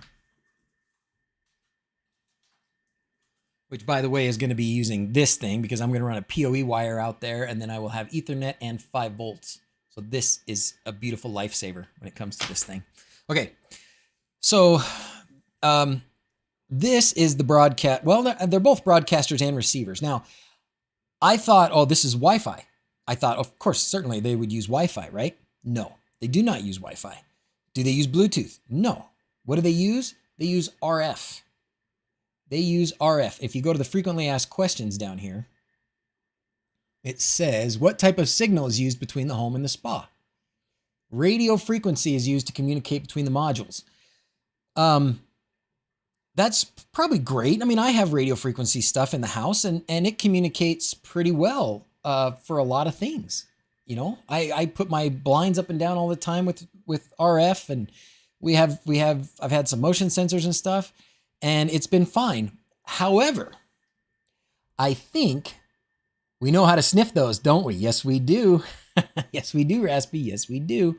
Have I tried the Shelly Pro? I have not, but they're sending me some. I was talking to Dimitar the other day. I was telling him how much of the Shelly stuff I was using at the Hobbit house and how I was loving it. And he's going to send me some of those to try out. And I would love to use them up there. I'm hoping that it is RF bridge compatible. We're going to find out at some point. But right now, I'm getting a horrible signal. So you use these things, and they do have the ability to change channels. So if back in the frequently asked questions, it says, oh, if you have a bad signal, what do you do? How to change RF channels. So you can go here and it'll show you how to change the channels. So you go in here, you find the InTouch network and the signal strength and the channel. Okay, I don't know how well you guys can see that. Probably not very well, but that's what it says. So the channel that I was on said it was getting a 28% signal strength, and it showed, right? Like, it was frequently dropping, and it sucked to try and control it when it was frequently dropping. So I'm like, smart guy me. Let's push this button right now because you know what's coming. Smart guy me says, while I'm here at home, 150 miles away, says, I'm going to change the channel and try and make a better channel. Oh boy. So I changed the channel from the channel it was on to a different channel. And the signal strength went from 28% to 15%. Dang. So that didn't work. Okay, well, I'll try another one. So I changed to a different channel, and I haven't been able to connect to it since. Yeah. So what I'm going to do is when I get back up there tomorrow evening, is I am going to basically put these two things like next to each other I may have to like factory reset the whole thing. I don't know if I'll be able to. Too bad they're not on thread, right? So I'm gonna just put these things like next to each other, like right next to each other. And I can run an Ethernet cable out there. Like this is almost mission critical. This is almost mission critical only because the hot tub can cause some serious problems for the electrical system in the rest of the house. So I need to be able to really control how far away are they? Good question. I guess I left that part out. They're not that far away, but remember, we're talking Hobbit-House here. We're talking Hobbit-House, and what is between them? It's not just a wall, right? Normal RF, yeah, you go through a wall, no problem. This is like, by the time you're down at the bottom of this, you're going through 10 feet. You know, if it's 2 walls, it's going through a ton of dirt. I mean, you're not just going through a wall. You're going through like a small hill. So like a mountain. So I could totally see why the signal sucks. So I've got enough waterproof cable, and I've got enough PoE jacks that I can use. I'm just gonna run an Ethernet cable under the deck all the way to the spa, which is so dumb that why can't I just connect directly? Why can't I tell it directly to it?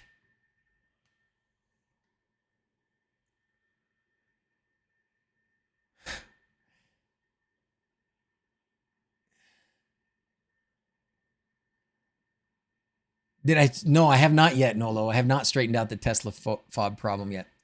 Sorry, I got distracted. Somebody texted me. Anyways, so that's what I'm going to do. I'm going to touch it to the dongle close. That's what I'm going to do, 4 tracks. I don't think that shouldn't be necessary, but that's what I'm going to do. I don't know of another system. Like I already bought this system and it integrates with Home Assistant, so it's going to be fine. I'll use it.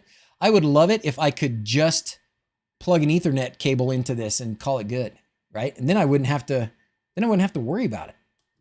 But anyways, because I'm lazy, which part?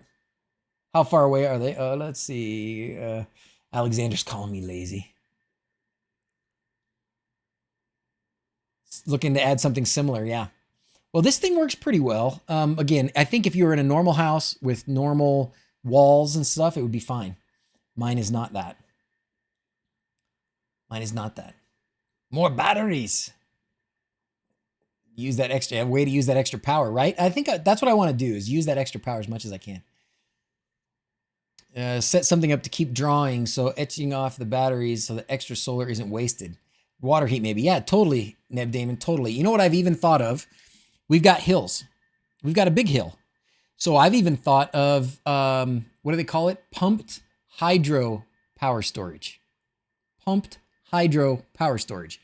Got a body of water down here. Let me put my hand in the screen. Body of water down here. Body of water up here. When there's excess solar power that's not doing something else, it can run a pump to push the water up to here.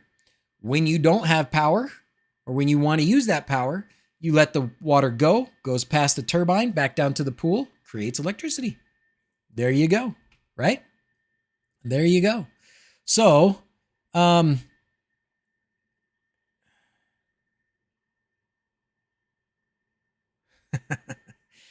anyways, so what else? I guess that's all. That was a good day. That was a good day. That was a good stream. Sorry, I was distracted because we actually have somebody up there at the house right now and they're texting me about things. So that does keep me distracted. We're going to run this because it's Father's Day and this is one of my faves. All right, anything else before we go? I did connect water heater to my floor heating and run it with extra power. Need to outline the entire house in pixels and start running a show up there. Oh, Marshmallow Man, when you see what I could do with pixels up there, you'll be, I mean, the thing that our pavilion. So if you look at the cameras, we're going to look at the cameras again real quick. If you look at the pavilion, I mean, even from our camera, you can see that it's pretty, like it's up on top of the hill. You can see this camera, you can see this pavilion from 5 miles away. I mean, it's up there. I know, a video and a stream today, right? Oh, look at that. It's cloudy up there now. But there's the pavilion. And if we light up this thing, I think I need to do a matrix in the Eye of Sauron up there. Okay. All right. Well, good times. Thanks. Oh, look at that. It turned to blue because it's like supercharged right now. It's like supercharged. Run the batteries for goodness sakes. Got nothing else I can run. I mean, I could turn the hot water heater back on, but. So I need to be able to do a few other things with the power, and that's what I'm going to do. Would we do something like that? Mess with him, not telling him. I want the Eye of Sauron. Busted a move. Mongo wongo. Texting because everything in the wHobbit-Hole has been turning on and off in the last 2 hours. You know what he was actually texting me was, you guys, most of you probably saw it, but I did, I don't know where the best way to show it is, probably with Discord pictures maybe. Anyways, my Tower of Barad-dûr, Sauron's tower with the camera on top that I painted to look like the eye. I guess the lights were on in it. I don't know why. Maybe it was, the red LEDs from night vision or something. So he was trying to turn it off. And so he's running his hand down it to try and turn it off, to like find the switch, and it poked his hands. Hopefully he didn't break it. That'd be bad if he did. Okay. I was so, okay. All right. Let's call up everybody for sign off. Shall we? Because it is that time, boys and girls.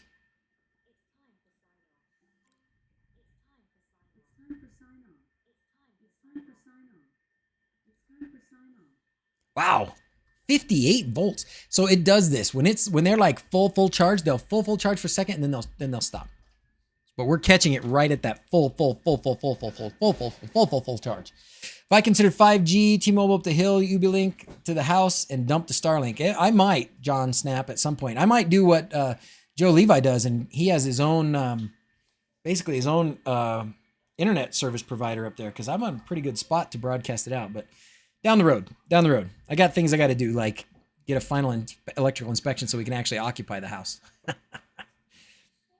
All right. Hey, baby. Oh, Gracie been so sick lately. All right. How do we want to sign off today, kids? How are we signing off? We're going to Hobbit-Hole tomorrow. Sign off like we're going to the terrestrial wireless. That's the one, Joe. We're going to the Hobbit-Hole tomorrow? Yeah, we're going to the Hobbit-Hole tomorrow. Okay, you ready? How long? We're going to come back Wednesday. Wednesday late afternoon. So we're going to be the same as Mom. Oh, we have to take my medicine. Yes, we will take your medicine. We're going to leave as soon as I can get out of work, yeah. Okay, let's sign off like we're really happy. Ready? As always, thanks for watching. Until next time, adios. Okay, happy Father's Day, everybody. Have a great day. We'll see ya. Bye.